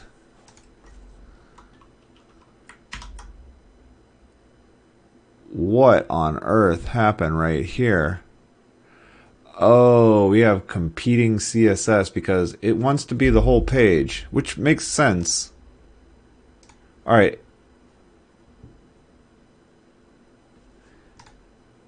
Okay, I like legit don't understand where this is coming from now.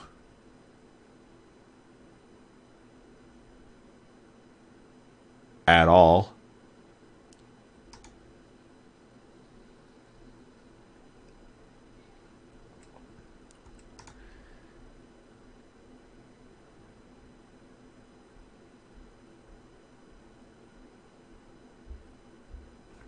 There is nothing here. Hexo generate.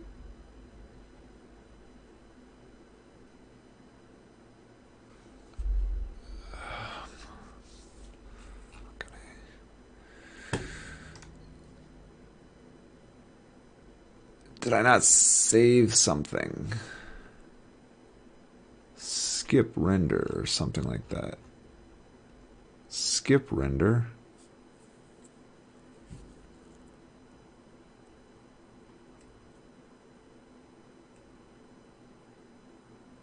I'm going to delete the whole thing. And I'm going to generate one more time and see what it does for me. Okay, it did create it. It did create this, and it is overwriting that crap. Ugh.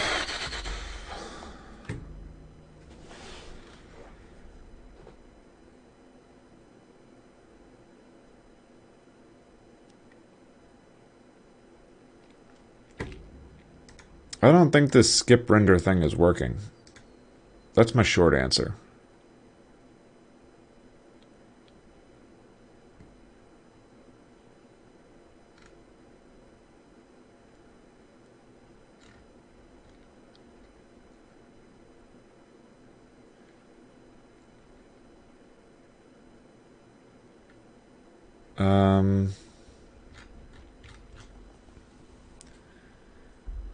Skip render. I have to be putting it in there incorrectly. It needs to be in quotes. It needs to be in quotes. It doesn't look like it needs to be in quotes, but I'm going to put it in quotes. I'm also going to make sure I spelled it correctly. Rename. Copy. No, I really wanted to rename that, actually. Rename. Copy. Okay.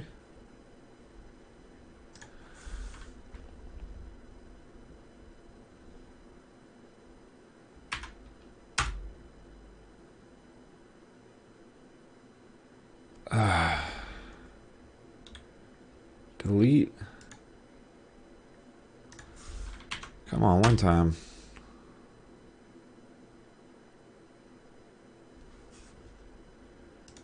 Othello, wasm-ing, blazor, index.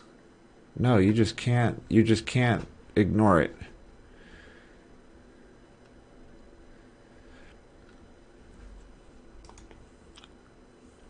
I feel like it has to be creating some sort of like hidden copy of this somewhere or something. God. I just want it to be... I just want you to... Downloads... Code...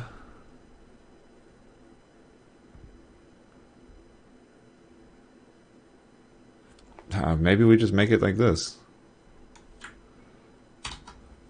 Source...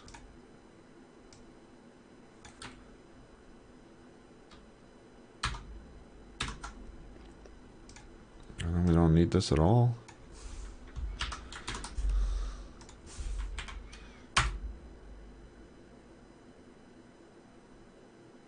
No. Delete it. Try it again.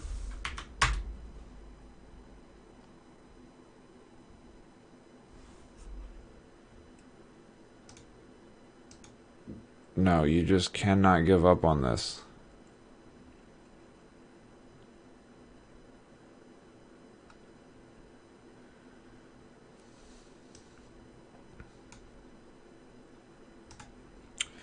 And for some reason, changing this file and saving it doesn't seem... Oh. So it's re-rendering every time you run the server. That's what the problem is. Okay.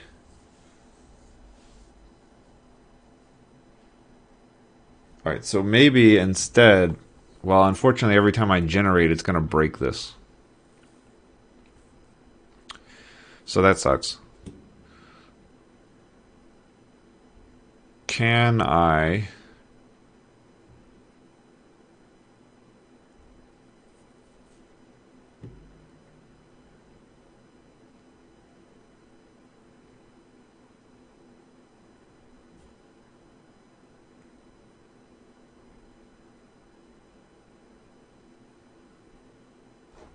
Yeah, I don't know.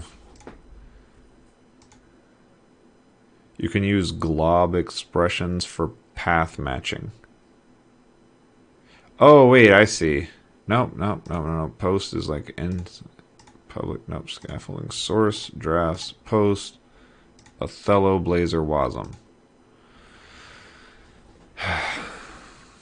What if I change it to .htm?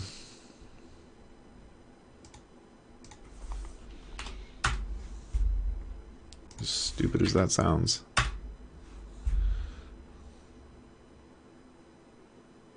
Zero files generated?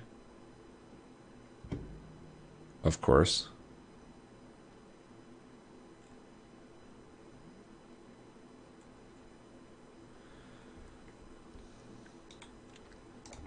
Okay. I'm probably going to have to file a bug report with Hexo. Okay. Bug report, Hexo. Skip render. Okay. Okay. Here's what we're going to do.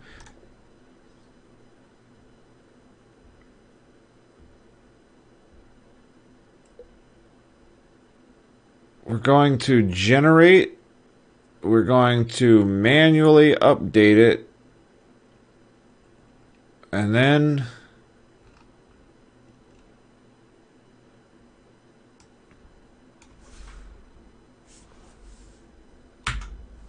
we're going to manually update it like that. We're going to save it, and then we're going to deploy it.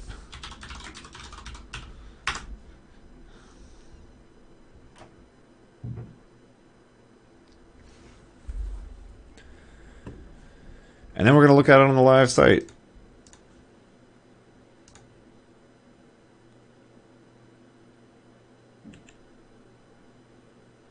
Which is here.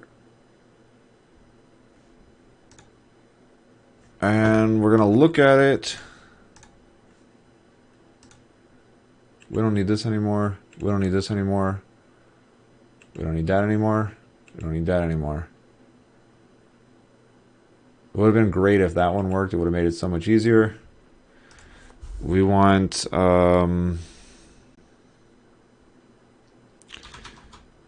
github.com/culture of development Monte Carlo tree search. We want to see if the deploy, that's not the deploy we're looking for. We want this one.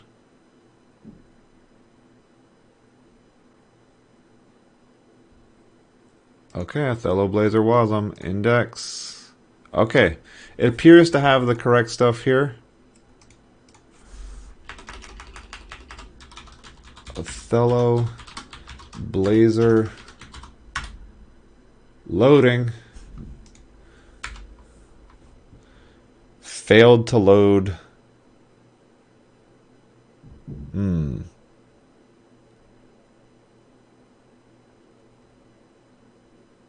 That's a little frustrating, huh?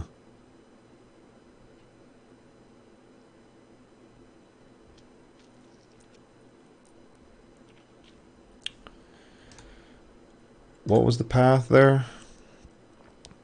Blazor wasm framework blazor.webassembly. Blazor wasm. Oh, there is no framework. Oh, because it's just one more thing to not work. So it doesn't deploy anything with an underscore.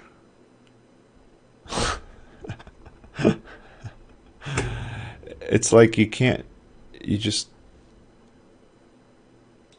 rename framework. Actually, that probably just broke it, so I'm going to undo that.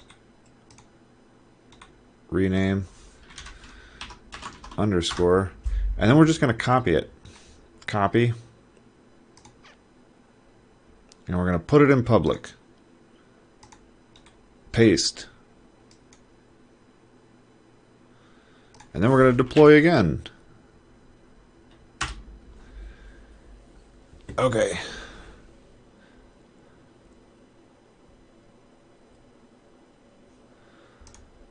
Okay. One more time with feeling. There it is. There it is.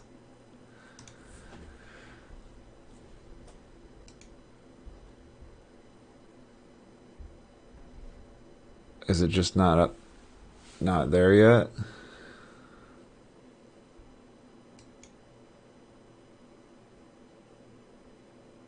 It takes a moment once you deploy to actually get GitHub pages to load up.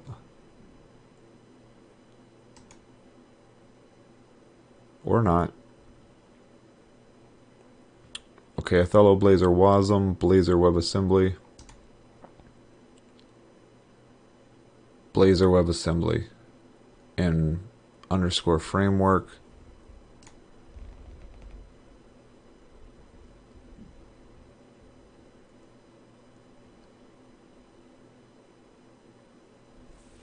Okay.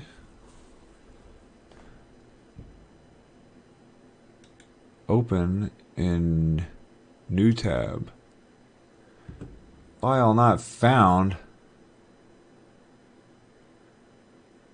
What, do they not allow you to host your own JavaScript or something? That can't be true.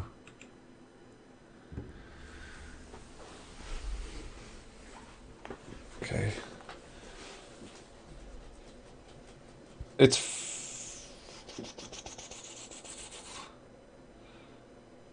just going to close it and reopen it. That's my answer.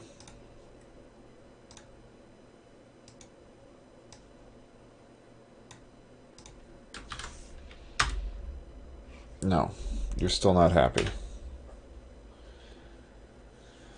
Oh, okay. I am running out of patience today for this. Let's see.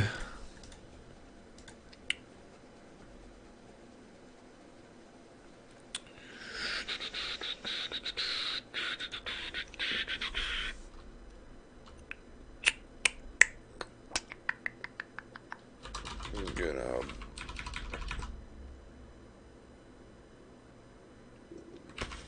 Yeah, this is sort of close.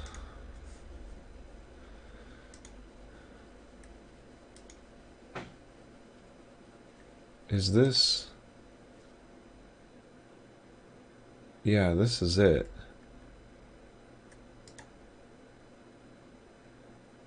I have underscore framework. Open raw.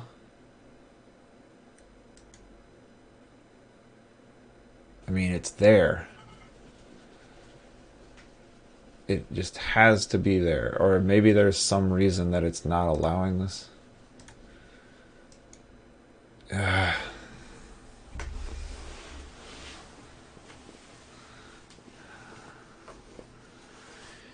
I get a directory listing? Can I tell?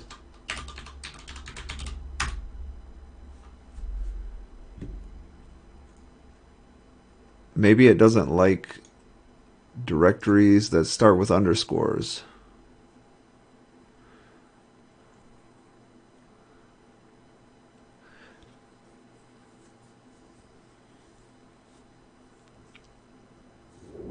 Let's put an index file in there. New file.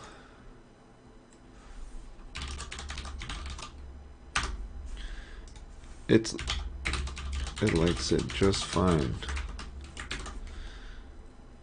GitHub deploy.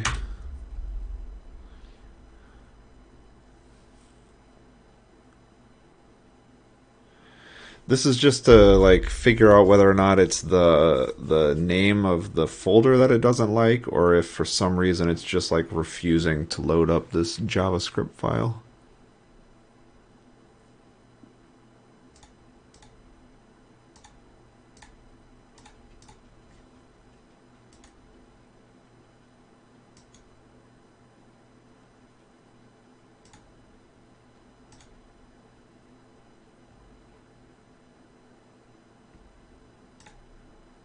Alright, we do have an index here.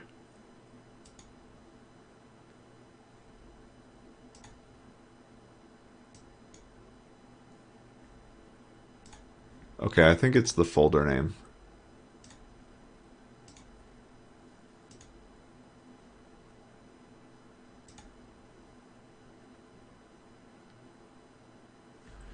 Okay, let's see if we can find that.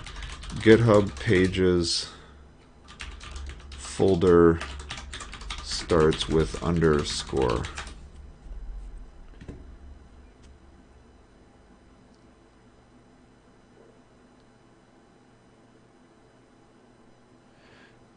If you build the site locally, there will also be a site containing the actual site.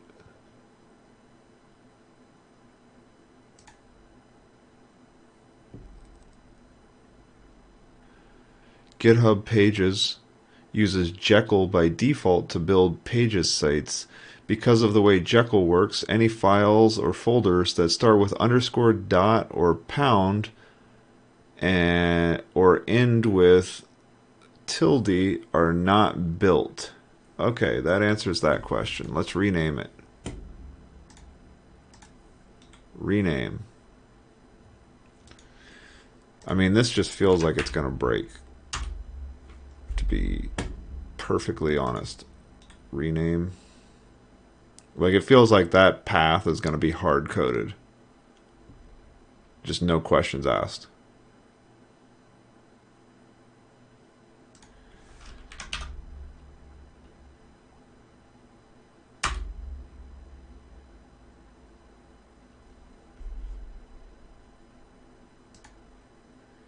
And then I don't need this file anymore. And then this index needs to not look here, but look here. And then blazor.boot.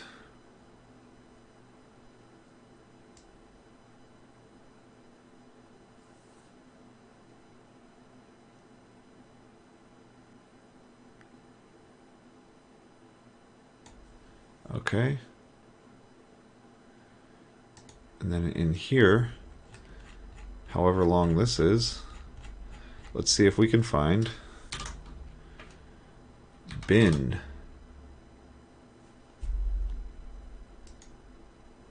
Bind. There it is.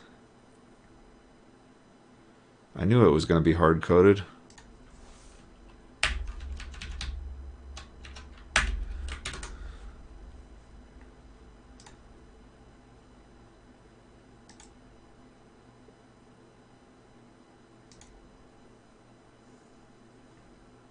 Oh man, this is a lot.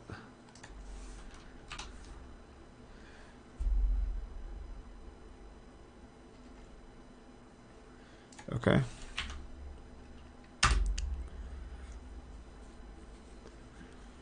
%0 chance of me not breaking this the very next time I try to deploy it. But just to see if we can actually get this to work,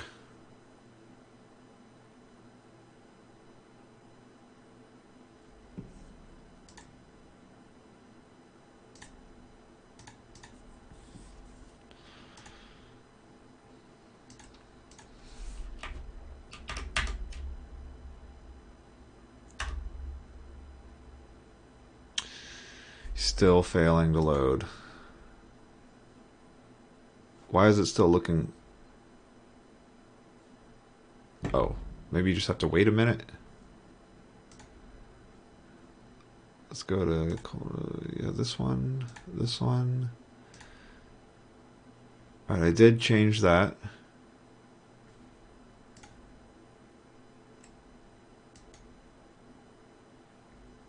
Oh, all right, we got that one. Something didn't change though.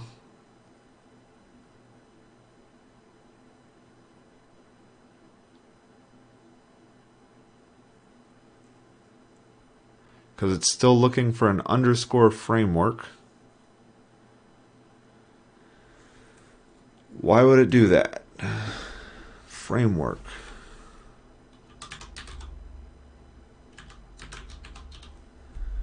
Nope. Boot.json. Nope.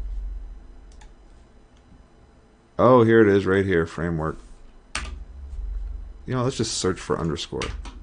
Oh, let's not search for underscore. Let's search for framework. There's another one.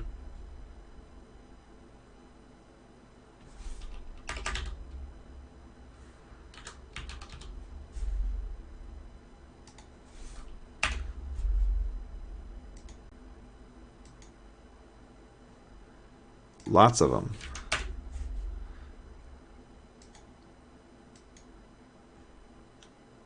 Lots of them.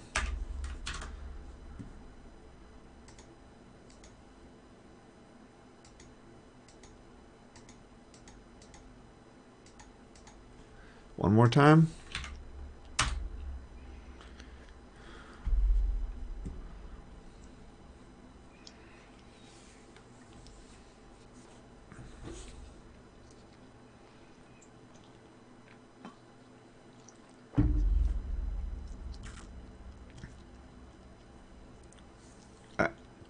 I don't understand how they expect this to work.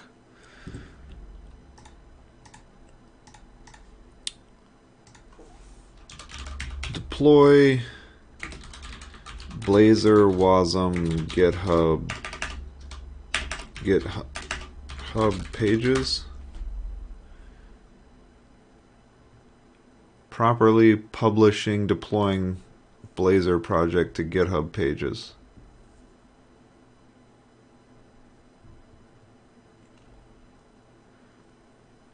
Was stored in a directory beginning with an underscore.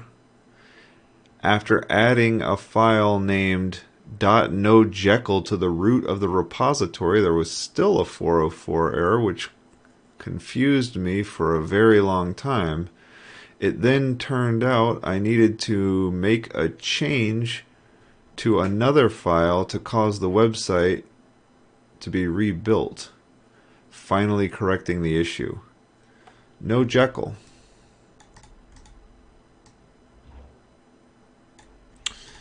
Okay. ls cd space source ls touch dot no Jekyll.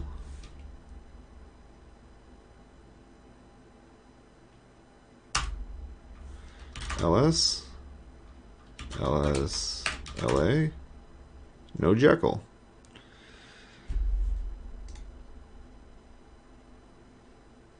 Okay, and then one more time, let's hexo generate to rewrite all of this crap because I screwed it all up.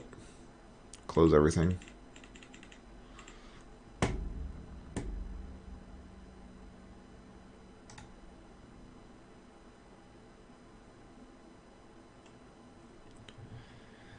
And then if we go to public, I mean, there is some irony here that I'm generating it with Jekyll and I'm trying to copy a file called no Jekyll. So of course that's not going to work.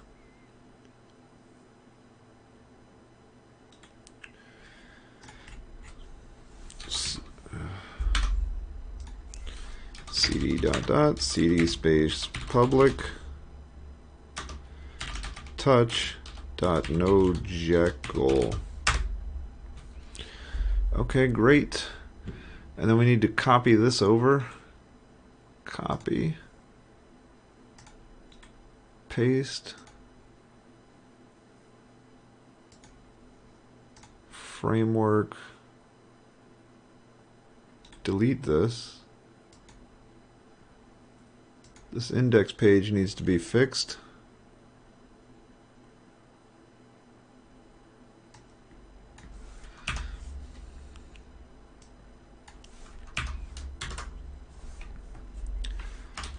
Save that. We now have an index page that does the correct thing. We have the framework folder with all the crap in it. We have the no Jekyll tool. Okay. Hexo publish. deploy.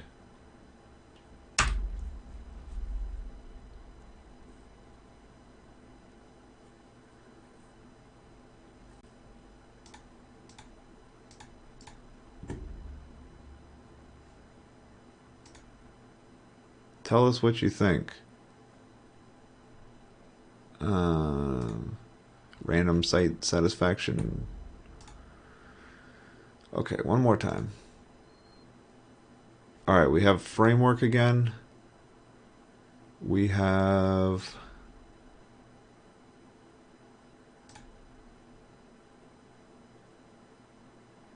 We didn't deploy no Jekyll.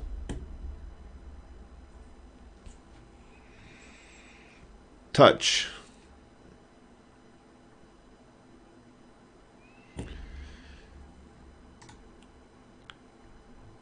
Mildly infuriating.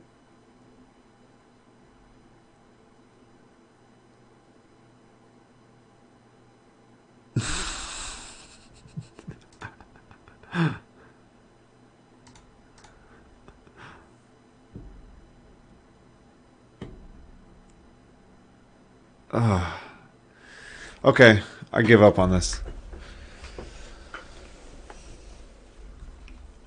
I give up.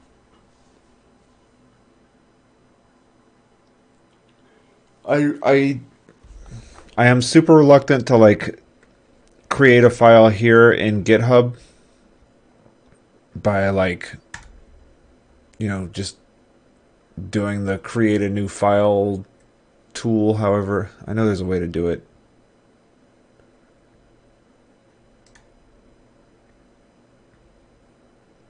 It's like code. Oh, you have to be signed in. I'm reluctant to do that because it's going to create a commit and then it's going to break my local repository. So the fact that the deploy script is like a Jekyll deploy and ignoring this dot file is even more frustrating. What do we do?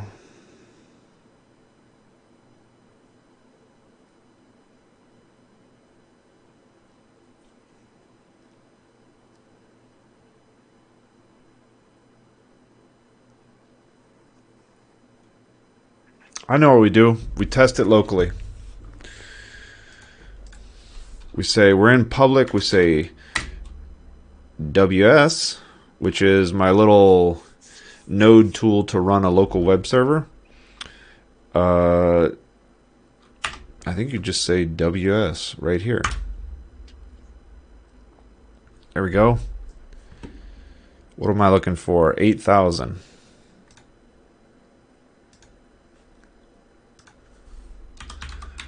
Localhost 8,000.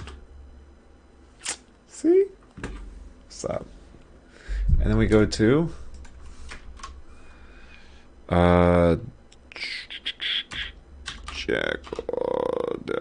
we go to Othello, blazor, wasm. Okay, still getting an unhandled error. Yeah, just kidding.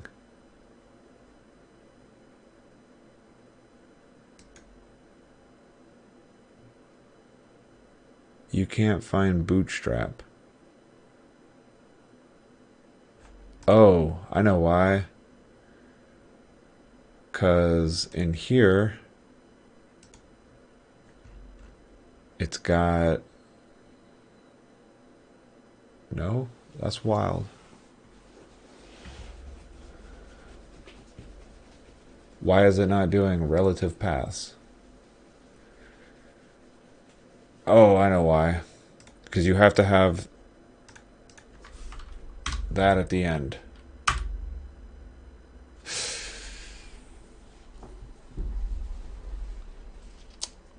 Some amount of success.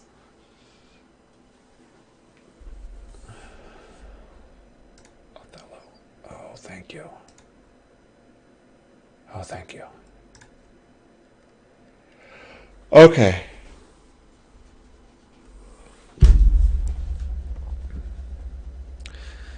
Okay, actually deploying this means we have to deploy a no Jekyll file. We have to deploy the file as raw.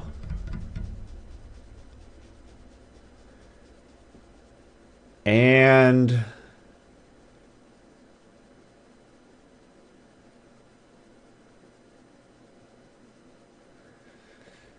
honestly, I think we just set up a new site for it.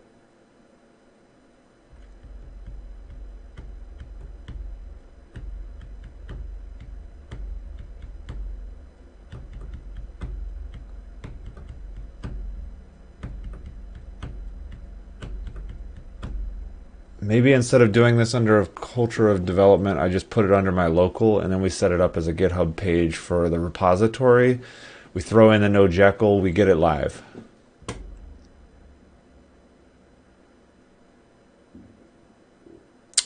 That's the way I'm gonna try it. So I'm gonna fork this repository. Get unlimited private repos. Oh, yeah, I need to go back to me. Okay. Fork this to me. All right, it's forking.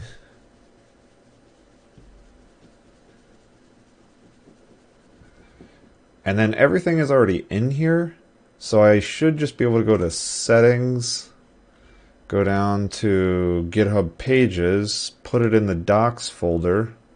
It has done that. And then I just need to go to code, and so that y'all can actually see what I'm doing.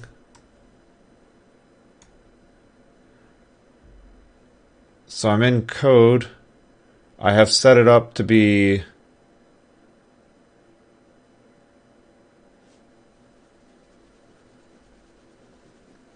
it's in the docs folder.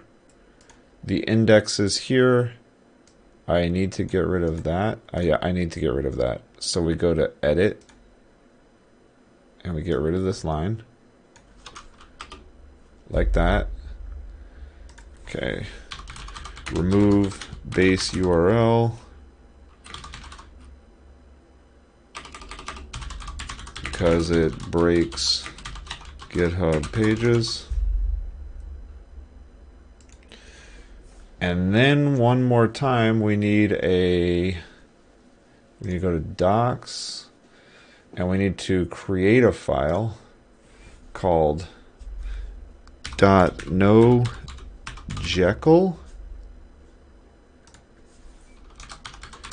Create a file to tell it not to use Jekyll.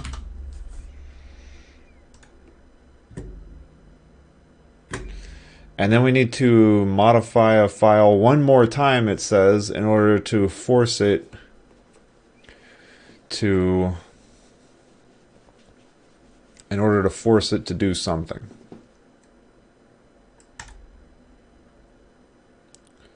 So let's change this. Edit.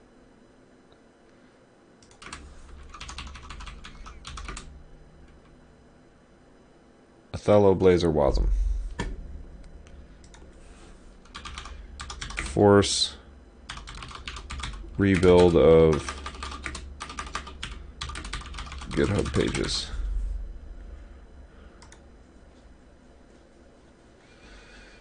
Okay.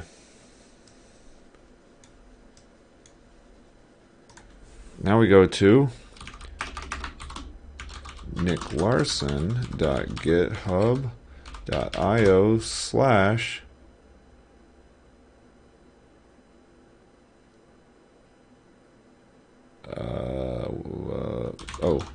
Monte Carlo tree search. Thank you for the follow. I'm going to try and say this. Circe Dior. That's the best I can do. If that's not correct, I apologize.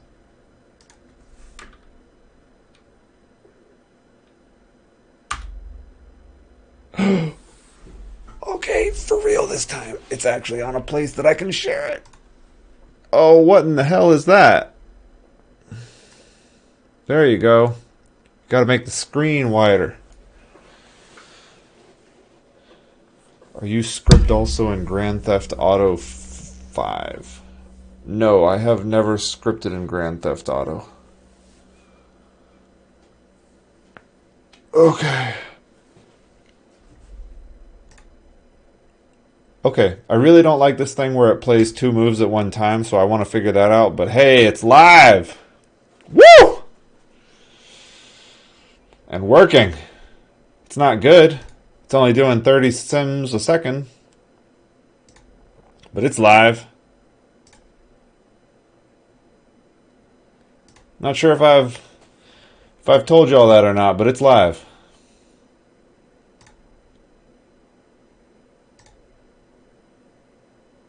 Oops. That was an accident. Oh, it's up to 60 now.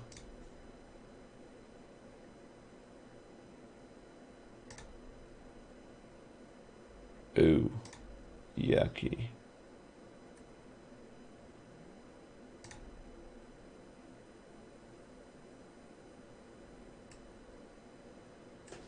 You know what? Why don't you go ahead and take these from me? Why don't you do that? Oh, that was actually a really good move right there. If I find a reason to play here, I won't take that. If I play here, it takes the corner. Actually, me playing here isn't the worst idea. Nothing's going to happen to that one. Alright.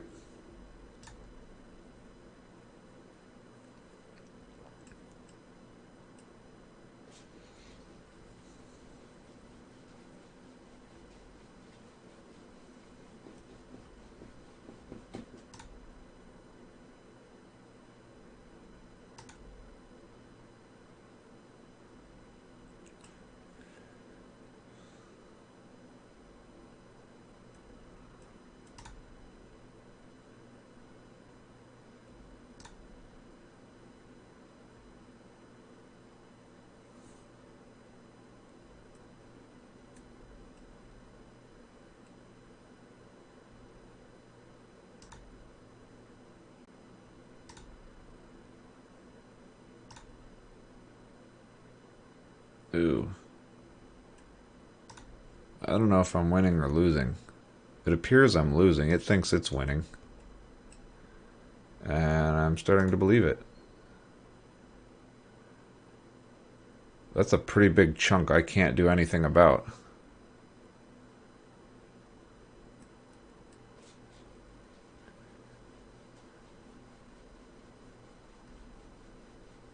This only gives me one. No, I think we're going to go with this one. Oh, this is bad.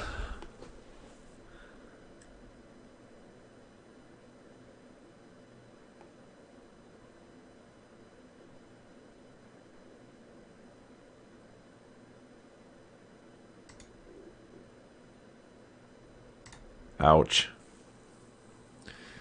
I lost. Okay, that's cool. Up and running on a site. I can share this here. I'm going to put it in chat. There. Please go and break this.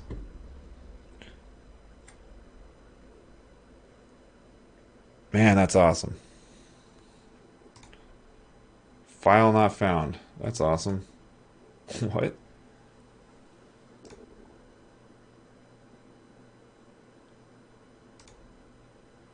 Seriously? Oh, you can't refresh the page. How the hell do I solve that problem? Right, it's a single page app, so even though the URL changes, there is no index file here. What do I put an index file there and make it forcefully go back?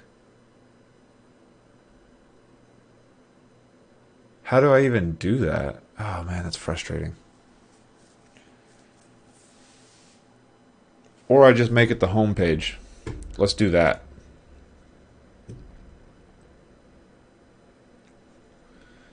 Which means going back to the actual project,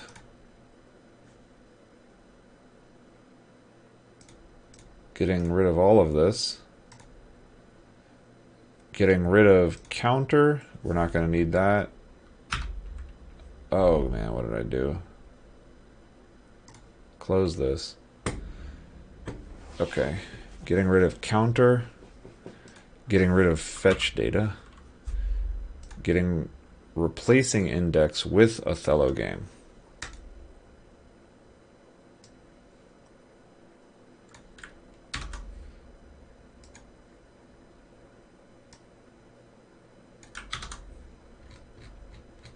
Like that.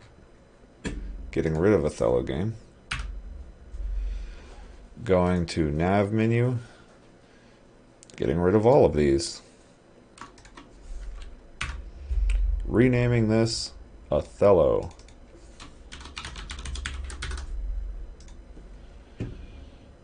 Getting rid of survey prompt. I think we do still need main layout. We no longer need sample data.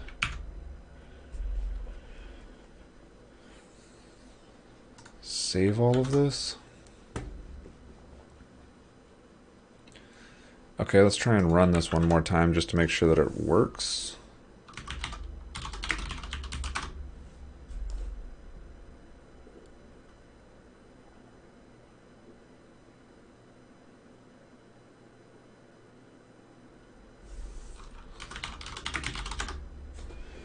And if this works, then we'll build it one more time. You know what? I think I'm going to go ahead and put in the things I care about right here. Like, for instance, the no Jekyll.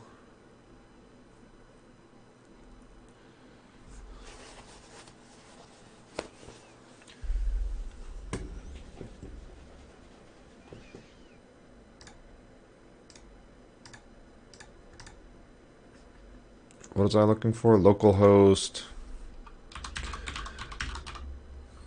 I don't even know anymore. 5,000.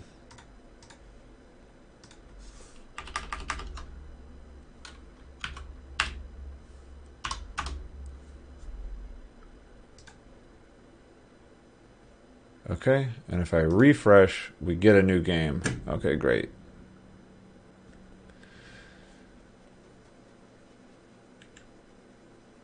Okay. So now we want to make it so that I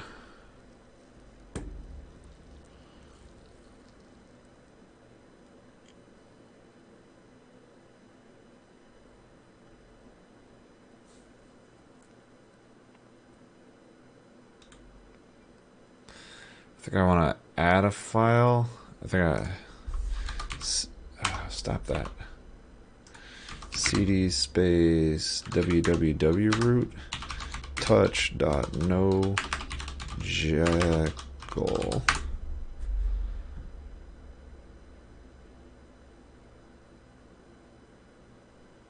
Which for some reason isn't showing up at all.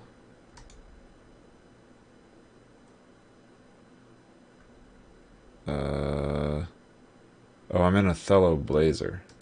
I don't want to be a Othello wasm blazor. There it is. Okay. .NET publish. Must specify a cd .NET publish.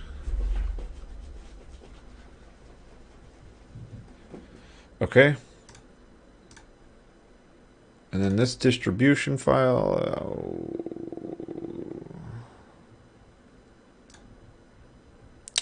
whatever. Copy these. And then new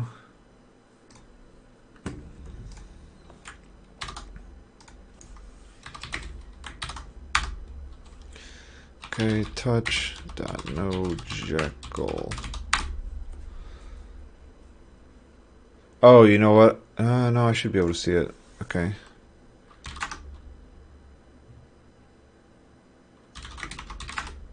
Okay. Now I want to copy all of this to the docs folder.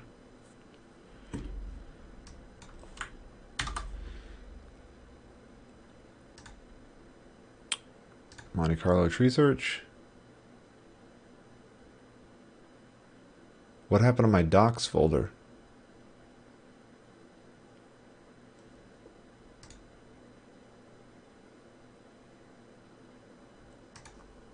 That's wild.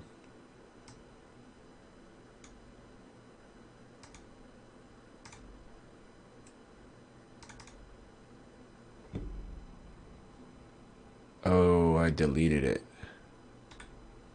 New folder, docs. And then paste all of that stuff in here. Okay. There we go. All right.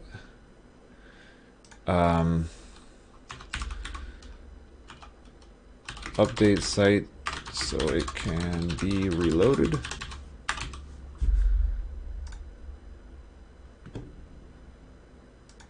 Push.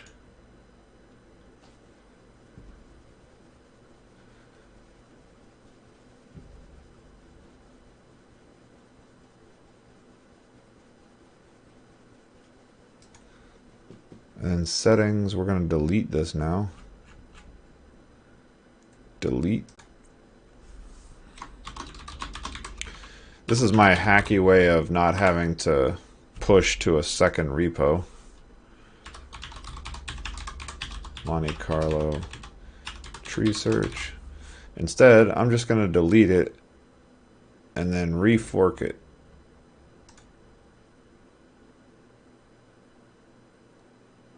That's the one. Okay. Monte Carlo tree search. Fork to Nick Larson.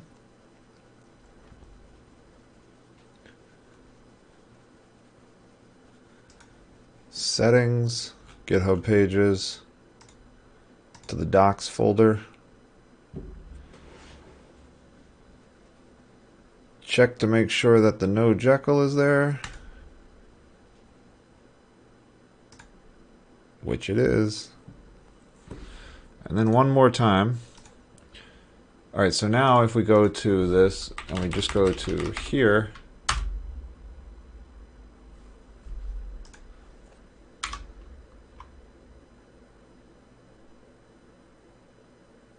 oh, yeah, that's right. Got to get rid of the base URL, which I think we should just do in the project itself.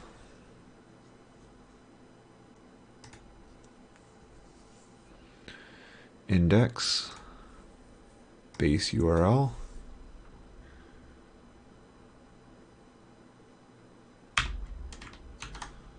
That should go away.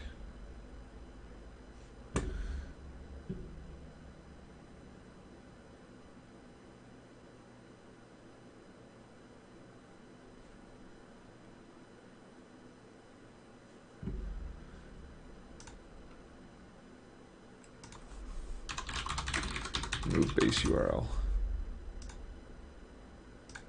Push.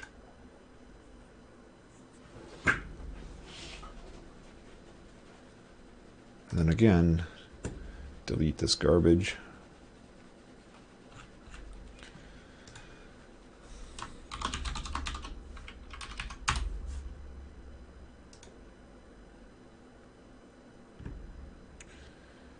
Okay, this is done pushing. I'm going to check. I see that the docs, the index, The index keeps getting this base URL. Oh, I'm not changing it in the docs. I gotta change it in the docs too.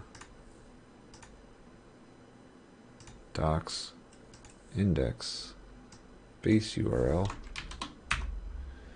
That sort of also to me means that the publish didn't really work.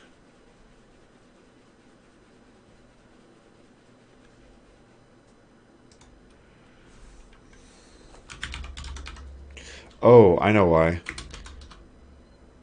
Okay. CD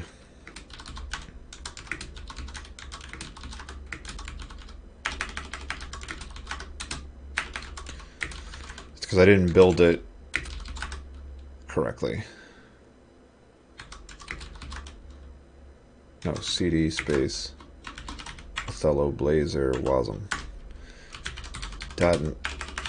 .net publish C release. There we go. I got to build it in release mode.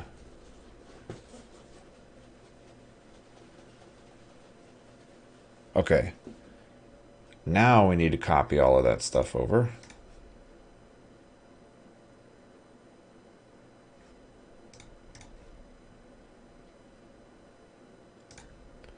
So Monte Carlo tree search, source, wasm, bin, release, net standard, publish this, distribution, copy all of this, then go back to here and go to docs and put it all in here. Replace them all. That's right. Now let's view this. Okay. All right. Real publish this time.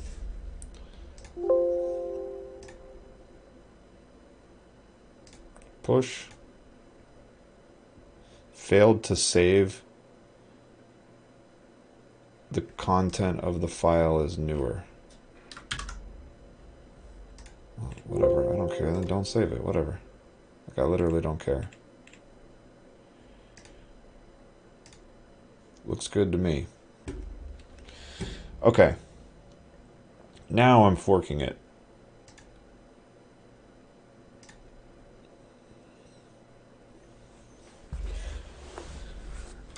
I feel like this is going to work.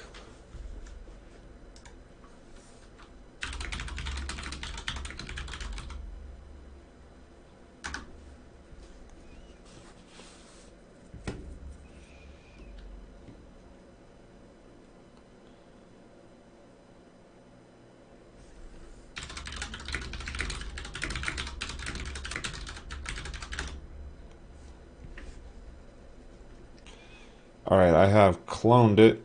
I am going to the settings. I am changing GitHub pages to point at the docs folder. It is pointing at the docs folder. Okay.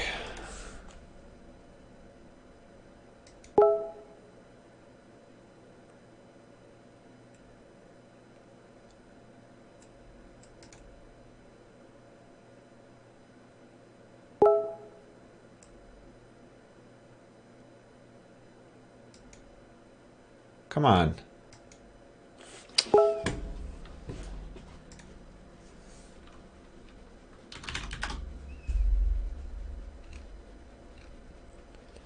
Master branch to docs folder.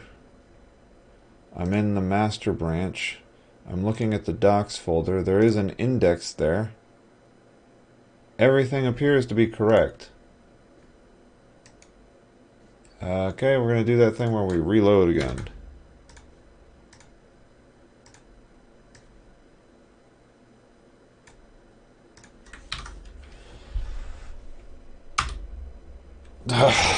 Just give up. It's been a long day of this. Does it have some sort of thing where it cares about capitalization or something? Or HTTP?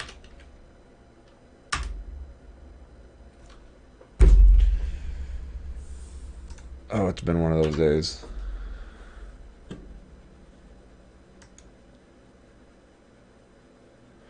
I mean, it's there. It's quite possible I just don't have it set up correctly. Master branch, docs folder. Your site is published. Oh, look, it gives me a link. Copy link address.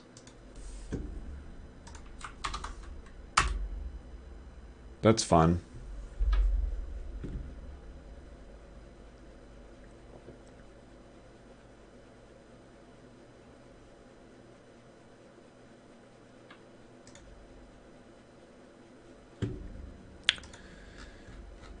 Front slash.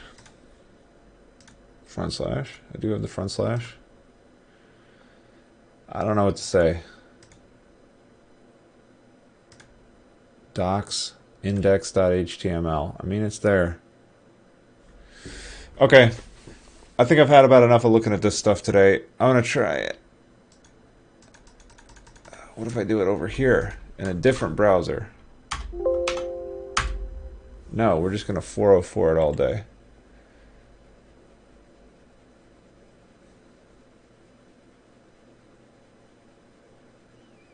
It's like it worked a minute ago.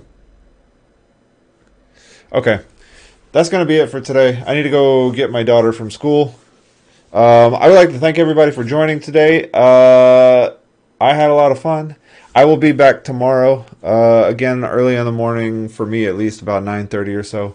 And then I'll just go until I get frustrated again, apparently.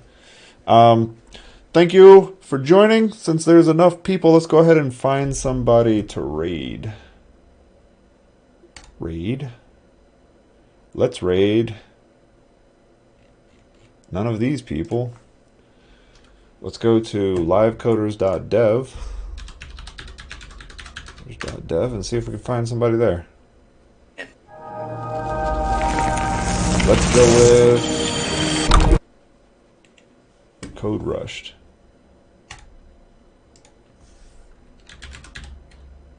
Code Rushed. It's very difficult to tell what they're working on from the raid pop-up.